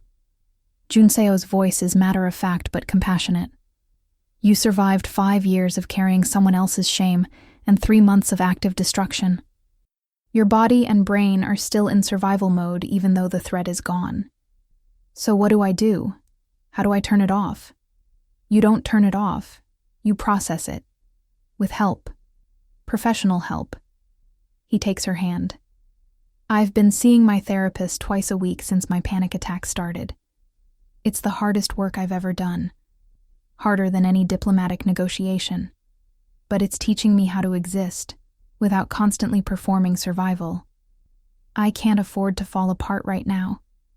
I have clients, obligations. You can't afford not to. His grip tightens. You're already falling apart, Naomi. You're just doing it while maintaining a professional smile. And that's the most dangerous kind of breaking because no one sees it until you're already shattered. The words land like a diagnosis she's been avoiding for years. She's been broken for so long she learned to function around the fractures, building her life in the spaces between collapses. But broken still works isn't the same as healed. I'm scared, she admits. And the confession cost her everything. I'm scared that if I stop running, I'll realize how much I've lost. How much of myself I sacrificed to survive. I'm scared that underneath all this armor, there's nothing left worth saving. Kyungrae Soh pulls her into his arms, the first full embrace they've shared, and Naomi breaks against his chest, crying for the 29-year-old who compromised her integrity because she was too scared to say no, crying for the woman who spent 5 years believing she deserved destruction, crying for the version of herself who learned to equate rest with failure and vulnerability with weakness.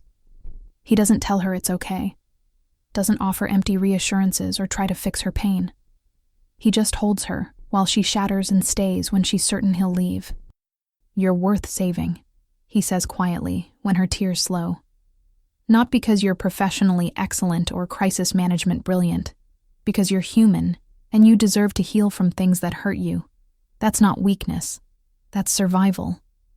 I don't know how, so we figure it out. Together. One terrible day at a time. He pulls back enough to look at her. But Naomi, you have to stop running. You have to let yourself rest long enough to process what you survived. Because you can't outwork trauma. You can only learn to carry it differently. She knows he's right. Knows that continuing like this means eventual implosion. Spectacular. Public. The kind of breakdown that validates every cruel thing Victor said about her. She's been sprinting toward that cliff for months, and Kyungrae Soh just grabbed her arm inches from the edge. Will you help me find someone? She asks. A therapist. I don't even know where to start. I'll send you my therapist's information. She specializes in trauma and professional burnout. She's the only reason I'm still functional. He brushes a tear from her cheek. And I'll be here. Not as your therapist or your savior, but as someone who understands what it costs to survive while performing invincibility. Naomi nods, exhausted and terrified, and cautiously hopeful. Thank you for seeing me, for not leaving when I'm not at my best. Your best is fictional. I'd rather have your honest. He kisses her forehead, gentle and devastating. Now, you're going to eat half a bagel, drink some water, and sleep for at least 4 hours. When you wake up, we'll talk about next steps. But right now, you rest. Doctor's orders. You're not a doctor. I'm an ambassador. That's basically a doctor of international bullshit management. His smile is soft. Please, Naomi. Let someone take care of you for once. So she does. She eats mechanically, drinks water, and falls asleep on her couch with Kyungrae Soh sitting in the chair across from her, working quietly on his laptop so she doesn't wake up alone. And for the first time in months, her sleep is dreamless. Therapy is terrible in exactly the ways Kyungrae Soh warned her about. Dr. Sarah Chen is kind, but relentless, asking questions Naomi has spent years avoiding and refusing to accept performance as substitute for honesty. Tell me about the night you edited the environmental reports, Dr. Chen says during their third session. Naomi's immediate instinct is to intellectualize, explain the professional pressures, the strategic considerations, the impossible position she was placed in. All true. None of it honest. I felt like I was dying, she says instead, surprising herself. Like some essential part of me was screaming that this was wrong, and I was smothering it because I was too scared to listen. What were you afraid of? Everything. Being fired, blacklisted, losing everything I'd worked for. Being broke again like I was after my mom died. The words come faster now, 5 years of suppressed truth flooding out. I grew up with nothing. My mom worked 2 jobs to keep us housed and fed. When she got sick, she lost everything. I was 23, finishing college, watching her die in a hospital room we couldn't afford, while creditors called demanding payment. She wipes her eyes roughly. I promised myself I'd never be that vulnerable again. Never be that powerless. And when Victor threatened my career, all I could think was, I can't go back to that. So you compromised yourself to maintain security. I compromised myself because I was terrified, and I've spent 5 years hating myself for it. Dr. Chen leans forward slightly. Naomi, what you're describing isn't moral failure. It's trauma response. Your mother's death taught you that vulnerability equals destruction. When Victor threatened your security, your brain interpreted it as life or death, because that's what economic insecurity felt like when you were 23. The reframing hits like revelation and devastation combined. She wasn't weak. She was wounded and terrified and operating from trauma she never processed. So what do I do now? Now you learn to separate past threat from present reality. You mourn the woman you were before you had to make that choice, and you stop punishing yourself for survival. Dr. Chen's voice is gentle. You survived, Naomi. That's not shameful. That's human. The work is excruciating. Twice-weekly sessions where Dr. Chen systematically dismantles every coping mechanism Naomi built over 15 years. She learns that her perfectionism is trauma response, that her inability to rest is hypervigilance, that her need to control everything is her brain's attempt to prevent the kind of catastrophic loss she experienced at 23. Understanding doesn't fix it, but it helps. Kyungrae is patient through her unraveling. He shows up for Saturday morning coffee even when she's irritable from therapy sessions. He texts her gentle reminders to eat. He doesn't push for more than she can give emotionally, but he also doesn't let her disappear into work when avoidance becomes dangerous. How's therapy going? He asks one evening in late June. They're at her apartment, their unofficial routine now, eating Thai food and pretending to watch a documentary neither of them is following. Terrible. Essential. I hate everything about it. Naomi stabs at her pad thai. Dr. Chen wants me to take a vacation, an actual vacation where I don't check work email or take client calls. I laughed in her face. When did you last take time off? Define time off. Days where you don't work. Where you exist for reasons unrelated to professional productivity. Naomi tries to remember and comes up empty. 2019? Maybe. I took a long weekend in the Hamptons, but answered emails the whole time. That's not time off. That's location-based work, flexibility. Kyungrae sets down his fork. You need actual rest, Naomi. Your brain needs to learn that stopping doesn't equal catastrophe. I have 4 clients and 18 active projects. I can't just disappear. You have an assistant who's perfectly capable of managing routine operations while you take 1 week to breathe. He reaches across to take her hand. What are you actually afraid of? That if she stops, she'll realize she built her entire identity around survival and has no idea who she is underneath. That rest will feel like weakness. That relaxation will somehow betray everyone who's fighting battles she's already won. I'm afraid I don't know how to exist without crisis, she admits. Then let me show you. Kyungrae's expression is hopeful and terrified in equal measure. Come to Seoul with me in July. I have meetings the first week, but after that, we could explore the city together. No work, no crisis management, just living. That sounds like dating. It is dating. I've been trying to date you for months, but you keep responding to romantic gestures with strategic communications advice. His smile is wry. Come to Seoul. Let me take you to my favorite restaurants, show you the neighborhoods I grew up in, Introduce you to a version of myself that exists outside diplomatic protocol. Let yourself be someone other than Naomi Ashford, crisis management expert, just for a week. The invitation terrifies her, because accepting means vulnerability, means letting this become real, means admitting that somewhere between the hallway where he first saw her and the couch where he held her while she broke, she fell for a Korean diplomat who refuses to let her self-destruct in peace. What if I'm terrible at this? At being a person who takes vacations and experiences joy without guilt? Then you'll be terrible at it with excellent company. Junseo brings her hand to his lips. I'm not asking for perfect, Naomi. I'm asking for honest. And honestly, I think you deserve a week where survival isn't the goal, where you get to just be. She thinks about the alternative. Spending July in her apartment, working 16-hour days, slowly grinding herself back down to the breaking point Dr. Chen is trying to help her escape. And she thinks about the alternative to that alternative.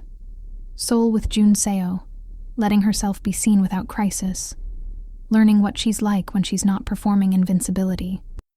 Okay, she says, and the word feels like bravery and terror in equal measure. Okay, Seoul. 1 week. No work email. Junseo's smile could illuminate whole cities. Thank you for trusting me with your terrible vacation self. I promise I won't judge your tourist awkwardness too harshly. I reserve the right to answer one work emergency if Maya calls in genuine panic. Deal. As long as you define genuine panic as something that requires your specific expertise and cannot wait 8 hours. That's like 4 emergencies a day. That's not emergencies. That's overcommitment disguised as importance. He kisses her knuckles again. You're allowed to be unavailable, Naomi. The world will continue rotating without your constant intervention. She's not sure she believes him, but she's willing to try. The week before Seoul, Ambassador Kim requests a video call with both Junseo and Naomi. The formality of the request suggests this isn't a casual check-in, and Naomi's stomach knots with familiar anxiety. They take the call from Junseo's UN office, neutral territory, diplomatic setting, everything carefully staged for whatever judgment is about to be delivered. Ambassador Kim appears on screen at precisely 9 a.m. Seoul time, looking impeccable and intimidating in equal measure. Ambassador Kang, Miss Ashford. Her greeting is formal, evaluative. Thank you for making time for this conversation. Of course, Ambassador Kim. Junseo's voice carries diplomatic polish, but Naomi feels his tension in the set of his shoulders. How can we assist you? By being honest with me about the nature of your relationship. Kim's gaze moves between them. I've received inquiries from 3 different delegations expressing concern about professional boundaries. Before I respond to those inquiries, I need to understand what I'm defending. Naomi's pulse trips over itself. This is the conversation she's been dreading, the one where someone with power over Junseo's career demands explanations for feelings that don't fit in diplomatic briefings. Naomi and I are... Junseo hesitates, and she realizes he doesn't have official language for what they are. We're together, romantically. The relationship developed after her professional engagement with the infrastructure partnership, and has been conducted with full awareness of potential conflicts of interest, which you managed by accepting reassignment to the UN delegation, Kim notes. Yes, Ambassador. And you believe this relationship is worth the political cost, the speculation, the rumors, the questions about judgment that will follow you? Junseo doesn't hesitate. Yes, I do. Kim's expression is unreadable. Then she turns her attention to Naomi. Ms. Ashford, what do you gain from this relationship? The question is clinical, almost cruel in its directness. Naomi could deflect, could offer some politically safe answer about mutual respect and shared interests. Instead, she chooses honesty. I gain someone who sees me without armor and stays anyway. Her voice is steady despite her racing heart. Someone who challenged me to stop destroying myself in the name of professional excellence. Someone who taught me that vulnerability isn't weakness and that I'm worth more than my productivity. She meets Kim's gaze directly. I gain the first honest relationship I've had in 15 years, Ambassador.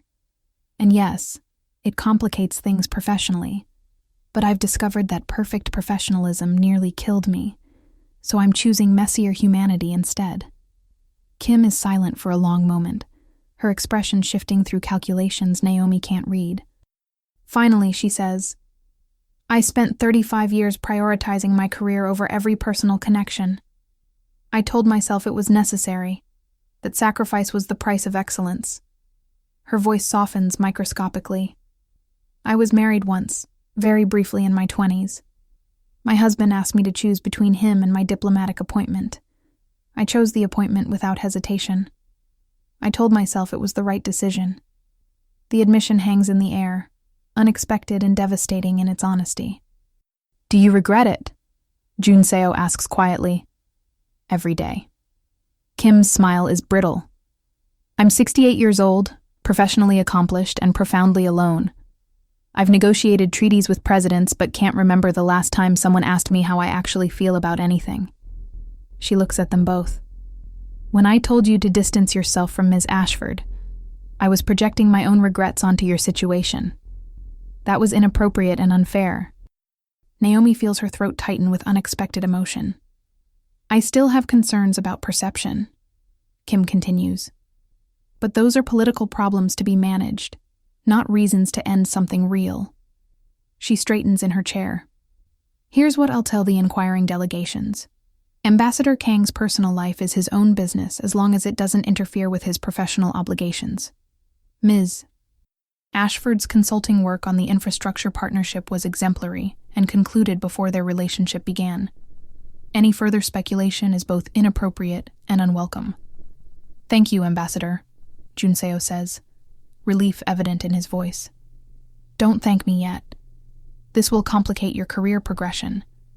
There will be people who view your relationship as poor judgment. You'll face scrutiny you wouldn't otherwise encounter. Kim's gaze is piercing. But you're choosing her anyway. That tells me either you're reckless or you found something worth the cost. I hope it's the latter. It is, Jun Seo says firmly.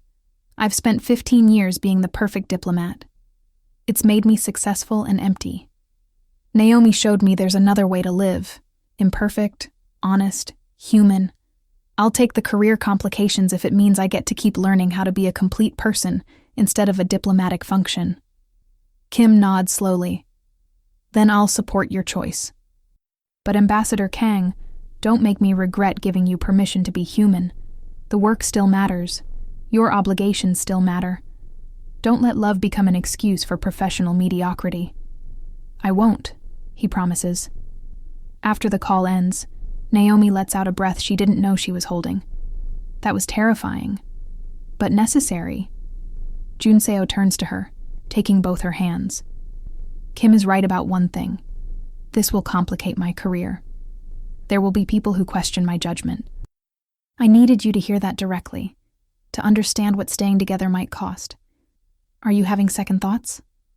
No. His certainty is absolute. I'm giving you the option to. Because I'm all in, Naomi. Completely, terrifyingly committed to figuring out this messy human thing with you. But I need to know you're choosing this with full awareness of the complications. Naomi thinks about the alternative. Walking away, returning to the safety of professional distance, protecting him from the scrutiny that comes with loving someone whose reputation was publicly demolished and rebuilt. It would be cleaner, simpler. The kind of strategic decision she's made dozens of times in her career, but she's tired of strategic, tired of safe, tired of choosing perfection over presence. I'm all in too, she says. Completely, terrifyingly committed to being terrible at vulnerability with you. Whatever complications come with that, we'll handle them together. Jun Seo's smile is radiant and relieved. He kisses her then, the first real kiss they've shared, despite weeks of careful intimacy and emotional honesty. It tastes like risk and relief, like choosing each other despite every logical reason to maintain professional distance. When they break apart, Naomi's heart is racing and her carefully constructed defenses are rubble, and she's never felt more terrified or more alive. Seoul in 3 days, Jun Seo says, resting his forehead against hers. You, me, and absolutely zero crisis management. Are you ready? Absolutely not. But I'm going anyway. That's the spirit. 2 days before Seoul, Victor Hale's lawyers request a meeting. The message comes through Naomi's attorney. Formal, terse, suggesting settlement negotiations that don't explicitly admit wrongdoing, but implicitly acknowledge defeat. Naomi sits in her lawyer's midtown office, reviewing the proposed terms. Victor will issue a public statement acknowledging errors in judgment and taking full responsibility for the environmental scandal. Hale Industries will establish a whistleblower protection fund. Victor will step down from the board entirely. And Naomi will receive an undisclosed financial settlement in exchange for agreeing not to pursue further legal action. It's a good offer, her attorney says. More than I expected them to concede. He's trying to buy my silence. He's trying to limit damage. The SEC investigation is ongoing. 3 board members have resigned, and his reputation is ash. This settlement lets him control the narrative slightly, make it look like reconciliation instead of total defeat. The attorney slides the papers toward her. But Naomi, this gives you closure. Financial compensation for what he put you through. And more importantly, it ends the fight. You can move on. Moving on. The concept feels foreign after 5 years of carrying Victor's guilt and 3 months of fighting his retaliation. Moving on means letting go of the rage that's fueled her for so long. It means accepting that justice is imperfect, and sometimes closure comes in legal documents instead of courtroom victories. What happens if I don't sign? You can pursue civil litigation. It'll take years, cost significant legal fees, and keep you locked in battle with a man who has unlimited resources for drawn-out fights. The attorney's expression is sympathetic. You'll probably win eventually, but it'll consume your life in the process. Naomi thinks about what Dr. Chen said in their last session. Healing doesn't require perfect justice. Sometimes it just requires choosing yourself over revenge. She thinks about Seoul, about the vacation she's terrified to take, about learning to exist without crisis as her constant companion. She thinks about Kyungrae asking what she gains from their relationship, and her answer, someone who taught me I'm worth more than my productivity. I'll sign, she says. On one condition. The public statement has to explicitly acknowledge that I was ordered to falsify reports and acted under threat of termination. I won't let him paint this as mutual mistakes. I can negotiate that. The settlement finalizes the next day. Victor's statement hits the press at 5 p.m. I deeply regret the pressure I placed on Ms. Ashford 5 years ago. She acted under direct orders and threat of professional retaliation. I take full responsibility for creating an environment where ethical compromise seemed necessary for survival. I'm committed to ensuring this never happens again in any organization I'm associated with. It's not an apology. It's barely accountability.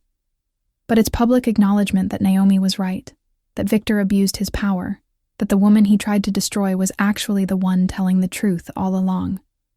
Maya calls immediately. He admitted it. In writing. On the record. He admitted to creating bad circumstances. He's still not saying he deliberately used me as a scapegoat. But everyone can read between the lines. The press is already running stories about predatory workplace dynamics and billionaire accountability. You won, Naomi. Imperfectly, but you won. The win feels strange, anticlimactic, incomplete. Nothing like the triumphant vindication she imagined during her darkest moments. But maybe that's what adult victories look like.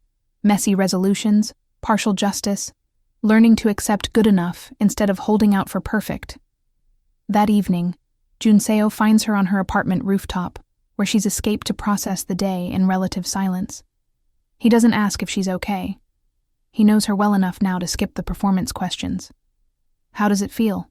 He asks instead, sitting beside her. Closing that chapter? Weird. Incomplete. Like I'm supposed to feel more triumphant than I do. Naomi watches the Manhattan skyline blur into dusk. I spent 5 years imagining this moment, Victor publicly admitting fault. And now that it's happened, I just feel tired. That's normal. Closure doesn't usually feel like movies promise it will. What does it feel like? Like permission to stop fighting. Like the exhausting relief of putting down a weight you carried so long you forgot it wasn't part of your body. He takes her hand. You don't have to feel victorious, Naomi. You just have to feel free. Free. The word lands strangely, foreign as a language she once spoke fluently, but forgot over years of survival mode. She's been fighting for so long, against Victor, against her own trauma responses, against the voice that says she doesn't deserve rest, that she doesn't know what freedom actually feels like. What if I don't know how to be free? Then we practice, starting in Seoul. Starting with 1 week of not fighting, not performing, not managing anyone's crisis, including your own. Kyungrae brings her hand to his lips. I know it terrifies you, but I also know you're brave enough to try. Brave. She's never associated that word with rest, with vulnerability, with letting someone see her undefended. But maybe bravery isn't just fighting. Maybe it's also choosing softness when hardness has been your only survival strategy. Okay, she says. Soul. Freedom. Being terrible at relaxation together. That's my favorite plan we've ever made. They sit on the rooftop until stars appear, invisible in Manhattan's light pollution, but theoretically present. And Naomi lets herself imagine a version of her life where crisis isn't her constant companion, where she exists for reasons beyond professional excellence, where being human is enough. It's the most terrifying thing she's ever envisioned. And for the first time in years, she's willing to try. Seoul in July is humid and vibrant and overwhelming in ways New York never prepared her for. Kyungrae navigates the city with the ease of someone returning home, pointing out childhood landmarks and favorite restaurants with a softness she's never seen in his diplomatic persona. This is where I learned English, he says, gesturing to a language school near Gangnam. Every Saturday morning from age 8 to 15, my parents wanted me fluent before high school.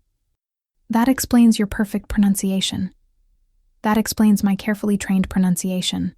Perfect suggests effortless, which it definitely wasn't. He grins. I still dream in Korean. English is my professional language, but Korean is my feeling language. They spend the first 3 days being tourists. Gyeongbokgung Palace, Bukchon Hanok Village, Namsan Tower with its famous love locks. Naomi takes photos like she's documenting evidence, unable to fully relax into the experience. Years of productivity culture have rewired her brain to categorize everything as work or waste, and vacation hovers uncomfortably between both. On their 4th day, Junseo's mother invites them to dinner at the family home in Seongbuk-dong. The invitation terrifies Naomi because it makes everything real. Meeting his family means this relationship has stakes beyond late-night confessions and crisis-forged intimacy. What should I know? She asks while getting ready. Cultural expectations, conversation topics to avoid, proper etiquette for meeting a diplomat's mother who probably wishes he was dating someone Korean. Junseo looks up from buttoning his shirt, expression gentle. You should know that my mother is gracious and intimidating in equal measure, that she values honesty over performance, and that she doesn't care about your ethnicity. She cares whether you're good for me. What if I'm not? Good for you. Then she'll tell you directly over dessert. He crosses to her, straightening her collar with careful attention. Naomi, my mother spent 30 years married to a man who valued diplomatic perfection over human connection. She watched me turn into a smaller version of my father. Successful, isolated, slowly disappearing into professional obligations. When I told her about you, about therapy, about learning to be human again, she cried. She's wanted me to find someone real for years. I'm terrified. I know. But you're going anyway, because you're brave like that. He kisses her softly. And for what it's worth, I told her you survived corporate warfare and took down a billionaire. She's slightly intimidated by you too. The Kang family home is traditional but modern. Clean lines, warm wood, art that suggests both wealth and taste. Junseo's mother greets them at the door with formal grace that melts into genuine warmth when she hugs her son. She's elegant and assessing, her English flawless but accented. "Ms. Ashford, welcome." Her handshake is firm. "Junseo has told me much about you. All exaggerated, I'm sure. He said you're brilliant, stubborn, and terrible at accepting help. That sounds appropriately honest rather than exaggerated." Her smile takes the edge off the observation. "Please, come in. Dinner is almost ready." The meal is traditional Korean. Banchan covering the table, bulgogi sizzling, kimchi that tastes like someone's grandmother perfected the recipe over decades. Conversation flows between English and Korean, Junseo translating seamlessly when his mother forgets to code switch. Halfway through dinner, his mother asks, "What are your intentions with my son, Ms. Ashford?" The question is so direct that Naomi nearly chokes on her rice. Junseo looks mortified, but his mother's expression suggests this is intentional, a test disguised as dinner conversation. "I intend to be honest with him," Naomi says carefully, "to show up consistently even when it's uncomfortable, to support his growth while managing my own recovery, and to fail at all of those things sometimes because I'm human and imperfect." That's refreshingly realistic. His mother sets down her chopsticks. "Most people promise perfect love. You're promising imperfect presence. I appreciate the honesty. I watched my mother die from breast cancer when I was 23, Naomi continues, surprising herself with the confession. It taught me that love doesn't protect you from loss, that caring about someone means accepting you might lose them. I've spent 15 years avoiding that vulnerability by keeping everyone at professional distance." She looks at Junseo. "Your son saw through that performance and refused to accept it. He taught me that isolation is more dangerous than vulnerability. So my intention is to keep unlearning my defenses and learning how to love someone imperfectly but honestly." The silence that follows is heavy with evaluation. Then Junseo's mother smiles, genuine this time, reaching her eyes. "My husband spent 30 years being perfect and distant. It was lonely beyond description. When he died 3 years ago, I mourned more for what we never shared than what we lost." She reaches across to pat Naomi's hand. "I don't want that for Junseo. I want him to have someone who challenges him to be human instead of diplomatic. You seem to be doing that." After dinner, his mother shows Naomi family photos. Junseo as a serious child, always composed even at age 6. "He learned very young to hide his feelings," she says quietly. "His father believed emotion was weakness. I believed supporting my husband meant supporting that philosophy. We created a very successful diplomat and a very lonely human. He's working on that. Therapy, boundaries, learning to exist outside professional obligations. Because of you. Because of his own courage. I just happened to be standing nearby when he decided to change." His mother looks at her with something like respect. "You're good for him. Not because you fixed him. No one can fix another person. But because you witnessed his unraveling and stayed. That's rare." On the taxi ride back to their hotel, Junseo takes her hand. "Thank you for being honest with my mother. That conversation could have been performative and safe. You chose vulnerable and real. I'm practicing." Naomi leans against his shoulder. "Your mother is terrifying and wonderful. She likes you. She told me in Korean while you were in the bathroom that you have good eyes. Her highest compliment." "What does that mean?" "That you see clearly. Past performance, past armor, straight to truth." He kisses the top of her head. "It's what I noticed about you first. You see people as they actually are, not as they pretend to be. That's just professional paranoia. That's gift, and you're learning to use it for connection instead of just crisis management." The compliment settles warm in her chest, and Naomi realizes she's been in Seoul for 4 days without checking work email obsessively, without panic about being unproductive, without the constant hum of crisis that's defined her adult life. Rest hasn't destroyed her. Vulnerability hasn't made her weak. She's learning what Junseo tried to tell her months ago. Being human isn't weakness. It's just honest. They're walking through Insadong, a neighborhood of tea houses and antique shops, when Junseo's phone rings. He glances at the screen, frowns, and answers in rapid Korean. Naomi watches his expression shift from relaxed to tense in seconds. When he hangs up, his jaw is tight. That was Min-jae.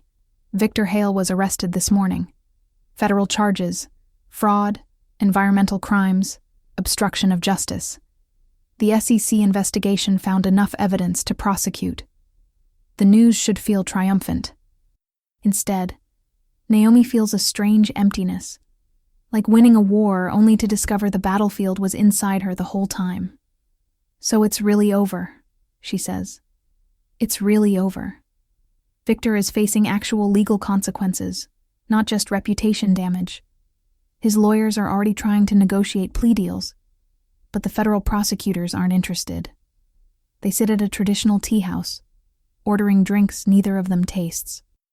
Naomi stares at the delicate cup in her hands and tries to process 5 years of fear and anger suddenly having nowhere to go. Why don't I feel more relieved? She asks finally. Because healing isn't about the villain getting punished. It's about you learning to exist without the fight defining you. Junseo's voice is gentle. Victor's arrest doesn't undo the trauma he caused. It just removes him as an active threat. The work of recovering is still yours to do. I thought justice would feel different. Cleaner. Justice is messy. It's partial victories and imperfect resolutions, and learning to accept that closure doesn't erase the past. He reaches across the table. But you don't need Victor's imprisonment to validate your healing.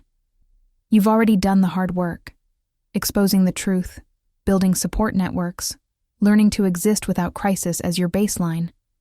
His legal consequences are just footnote to your story, not the conclusion. Naomi absorbs that, turning it over in her mind.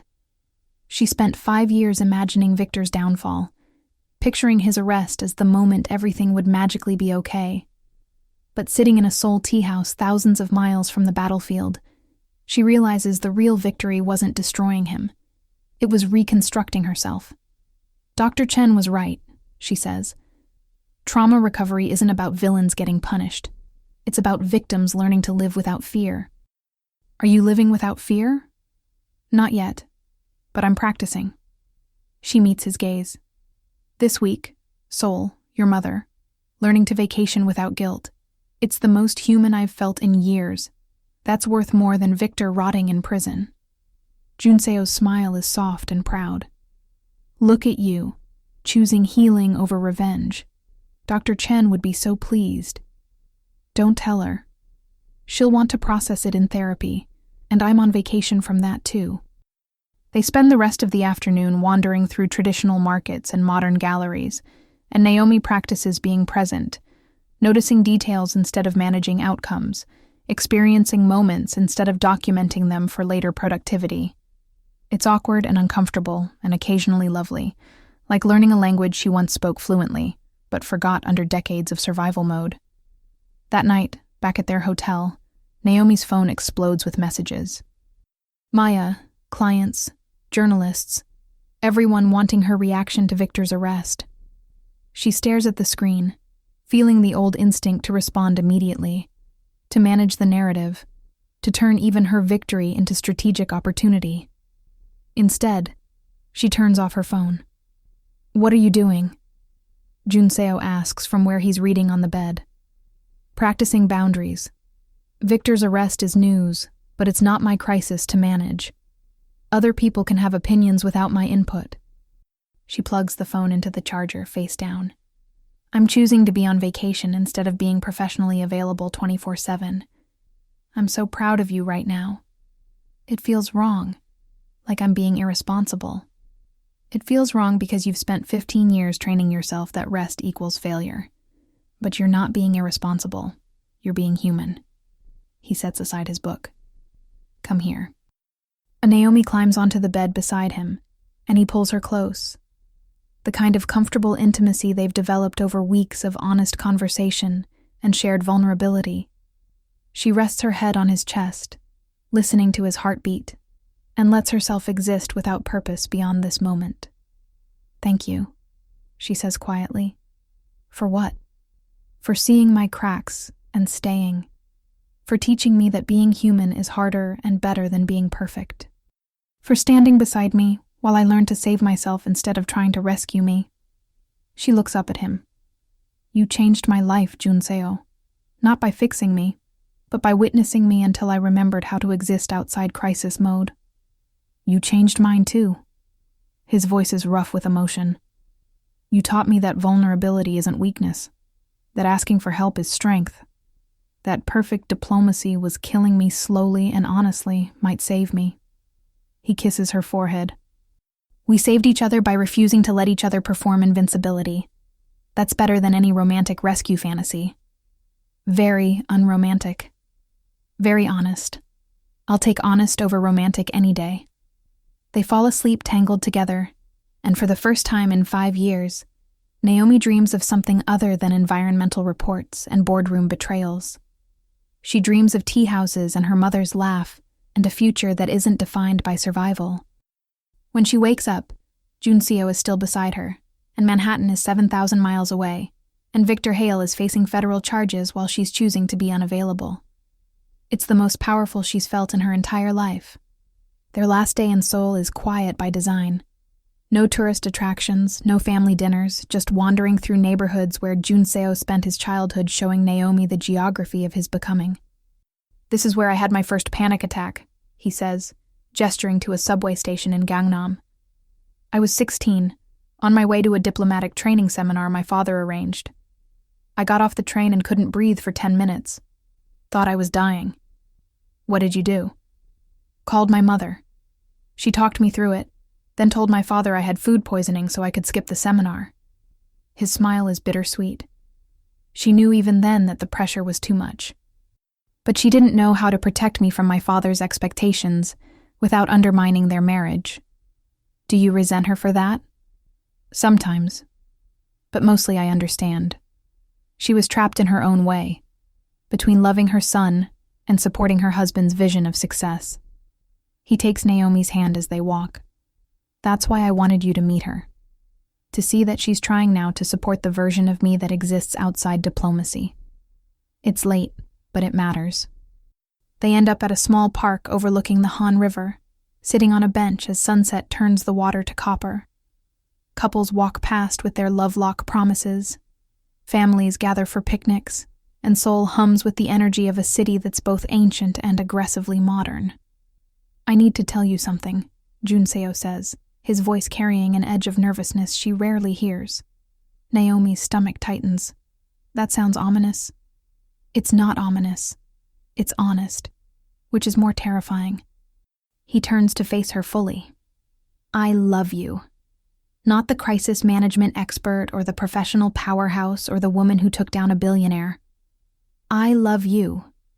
Messy, undefended, still figuring out how to rest without guilt. I love your terrible boundaries and your frightening work ethic and the way you look at me like I'm human instead of diplomatic. I love how hard you're working to heal, even when it's uncomfortable. I love that you're terrible at vacations but came to Seoul anyway because you trusted me enough to try. The confession lands in Naomi's chest like sunrise. Beautiful, inevitable, slightly terrifying in its intensity. She stops, realizing she doesn't have a script for this. No professional language, no crisis management framework, just raw feeling that doesn't fit in tactical briefings. I don't know how to say this without sounding like a therapy breakthrough. Try anyway. I love you too. The words feel foreign and right simultaneously. I love that you saw my cracks and refused to let me pretend they were part of my design. I love that you're honest about your own breaking and that you taught me healing isn't linear or clean. I love how you show up without making it feel like rescue. I love that you're teaching me to be human instead of functional, even though it terrifies me. She takes his face in her hands. You're the best thing I never knew I needed, and I'm still figuring out how to deserve you. You don't have to deserve me. You just have to show up honestly, which you're already doing. He kisses her then, soft and certain and full of promise. When they break apart, his eyes are bright. So, we're doing this? Actually, officially together? We've been together for months. This is just naming it out loud. Naming it matters. It makes it real instead of theoretical. His smile is radiant. I'm in love with Naomi Ashford. That's the realest thing I've ever said. They stay at the park until stars appear, visible here in ways Manhattan never allows. And Naomi lets herself imagine a future that isn't defined by crisis or professional performance. A future where love is choosing each other repeatedly, even when it's inconvenient. Where healing happens alongside living, not instead of it. Where being human is enough. That night, they pack for the flight home, and Naomi realizes she doesn't want to return to New York. Not because Seoul is perfect, but because this week has been the first time in 15 years she's existed without armor, and going back means risking the old patterns reasserting themselves. What if I forget how to do this? She asks while folding clothes. Being human, choosing rest, all the things I practiced this week? What if I get back to Manhattan and immediately revert to 16-hour workdays and crisis management autopilot? Then I'll remind you. Jun Seo zips his suitcase. And you'll remind me when I start disappearing into diplomatic functions. That's what we do now. Witness each other's patterns and lovingly call them out before they become destructive. That sounds exhausting. Less exhausting than performing invincibility alone. He's right. And more importantly, Naomi realizes she's not alone anymore. She has Jun Seo, Maya, Dr. Chen, Ambassador Kim in her complicated way. She's built a support network that won't let her self-destruct quietly, even when her instincts tell her isolation is safer than vulnerability. Okay, she says. Back to New York. But we're doing this together. Actually together, not just professionally adjacent. Actually together. With terrible boundaries and uncomfortable conversations and all the messy humanity that comes with being imperfect people trying to love each other well. When you put it that way, it sounds almost survivable.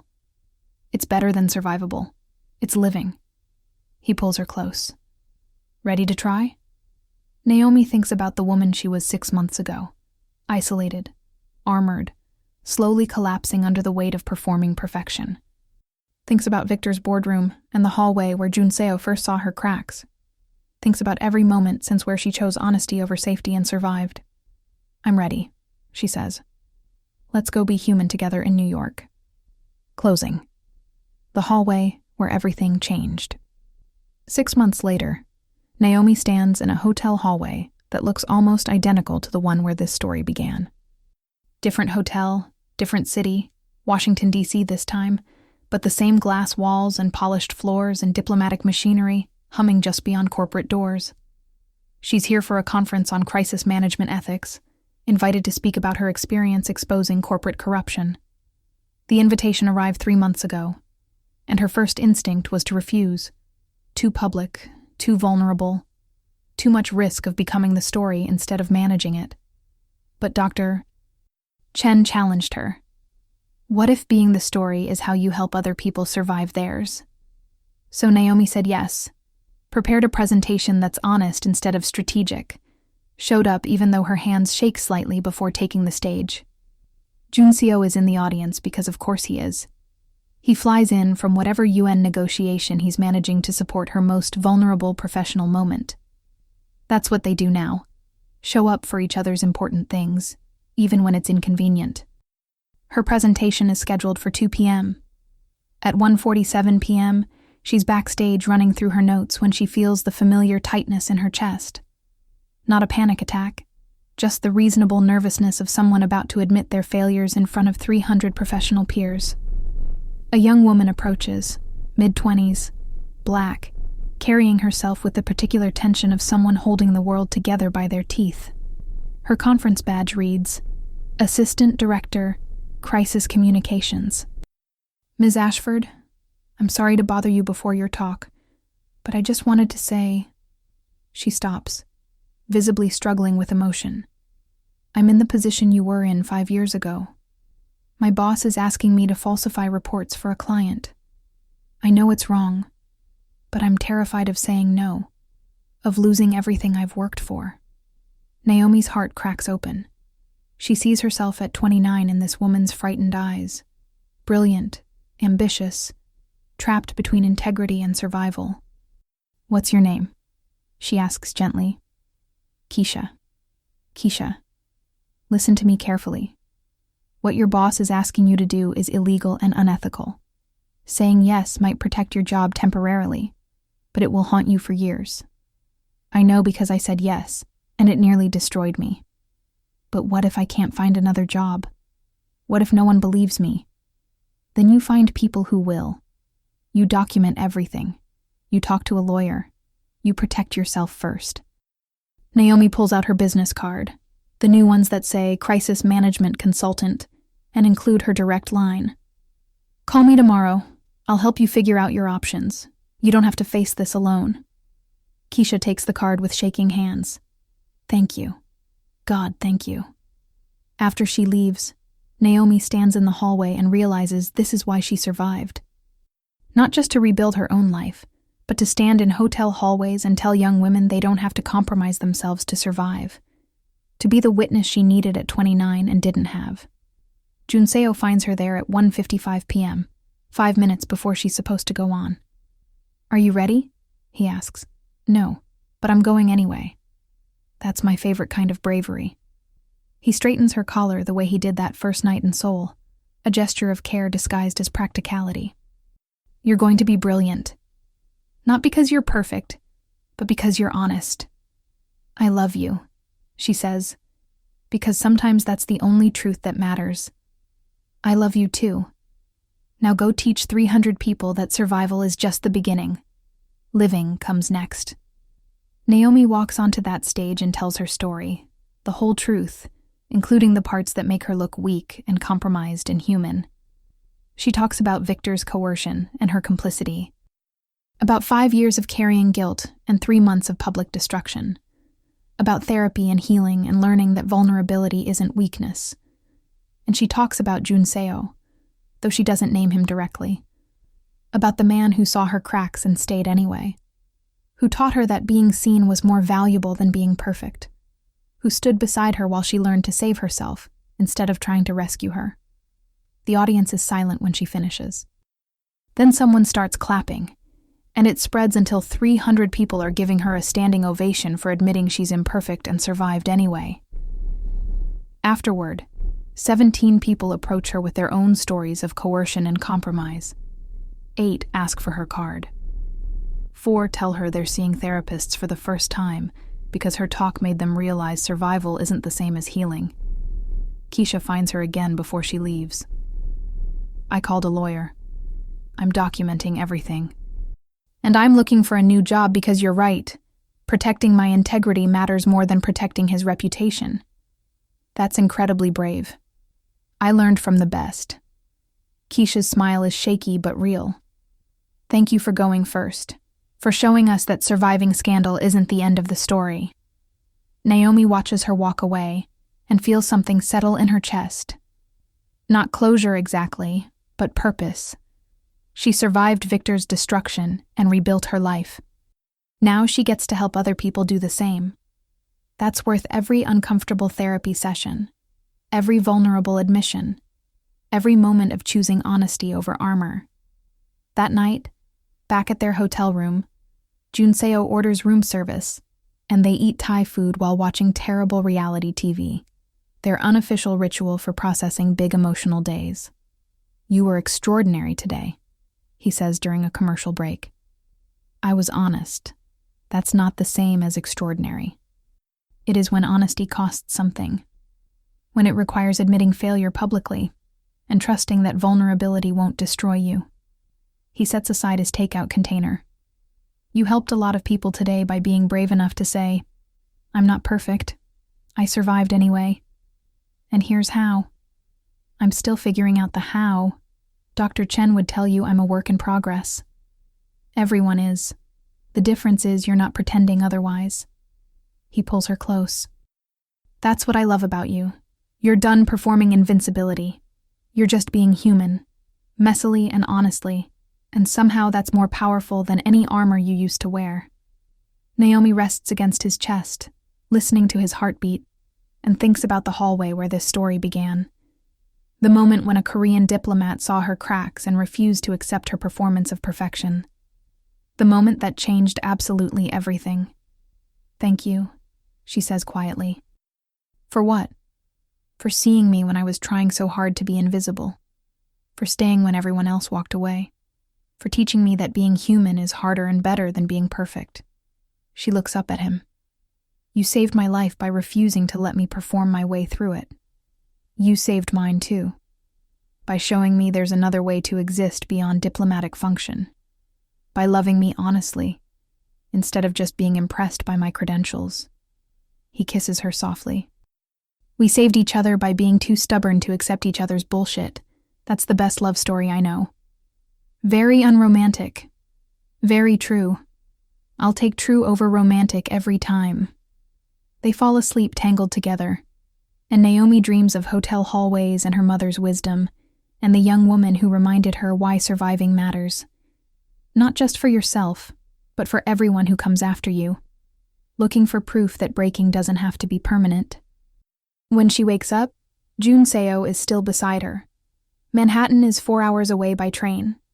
Victor Hale is serving his sentence in a federal facility, and Naomi Ashford is no longer the woman who fixes everyone's crises while her own burns in the background.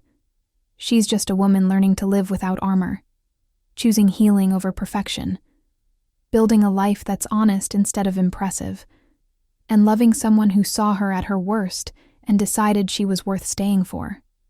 The cracks are still there. They're part of her architecture now, part of what makes her human instead of merely functional.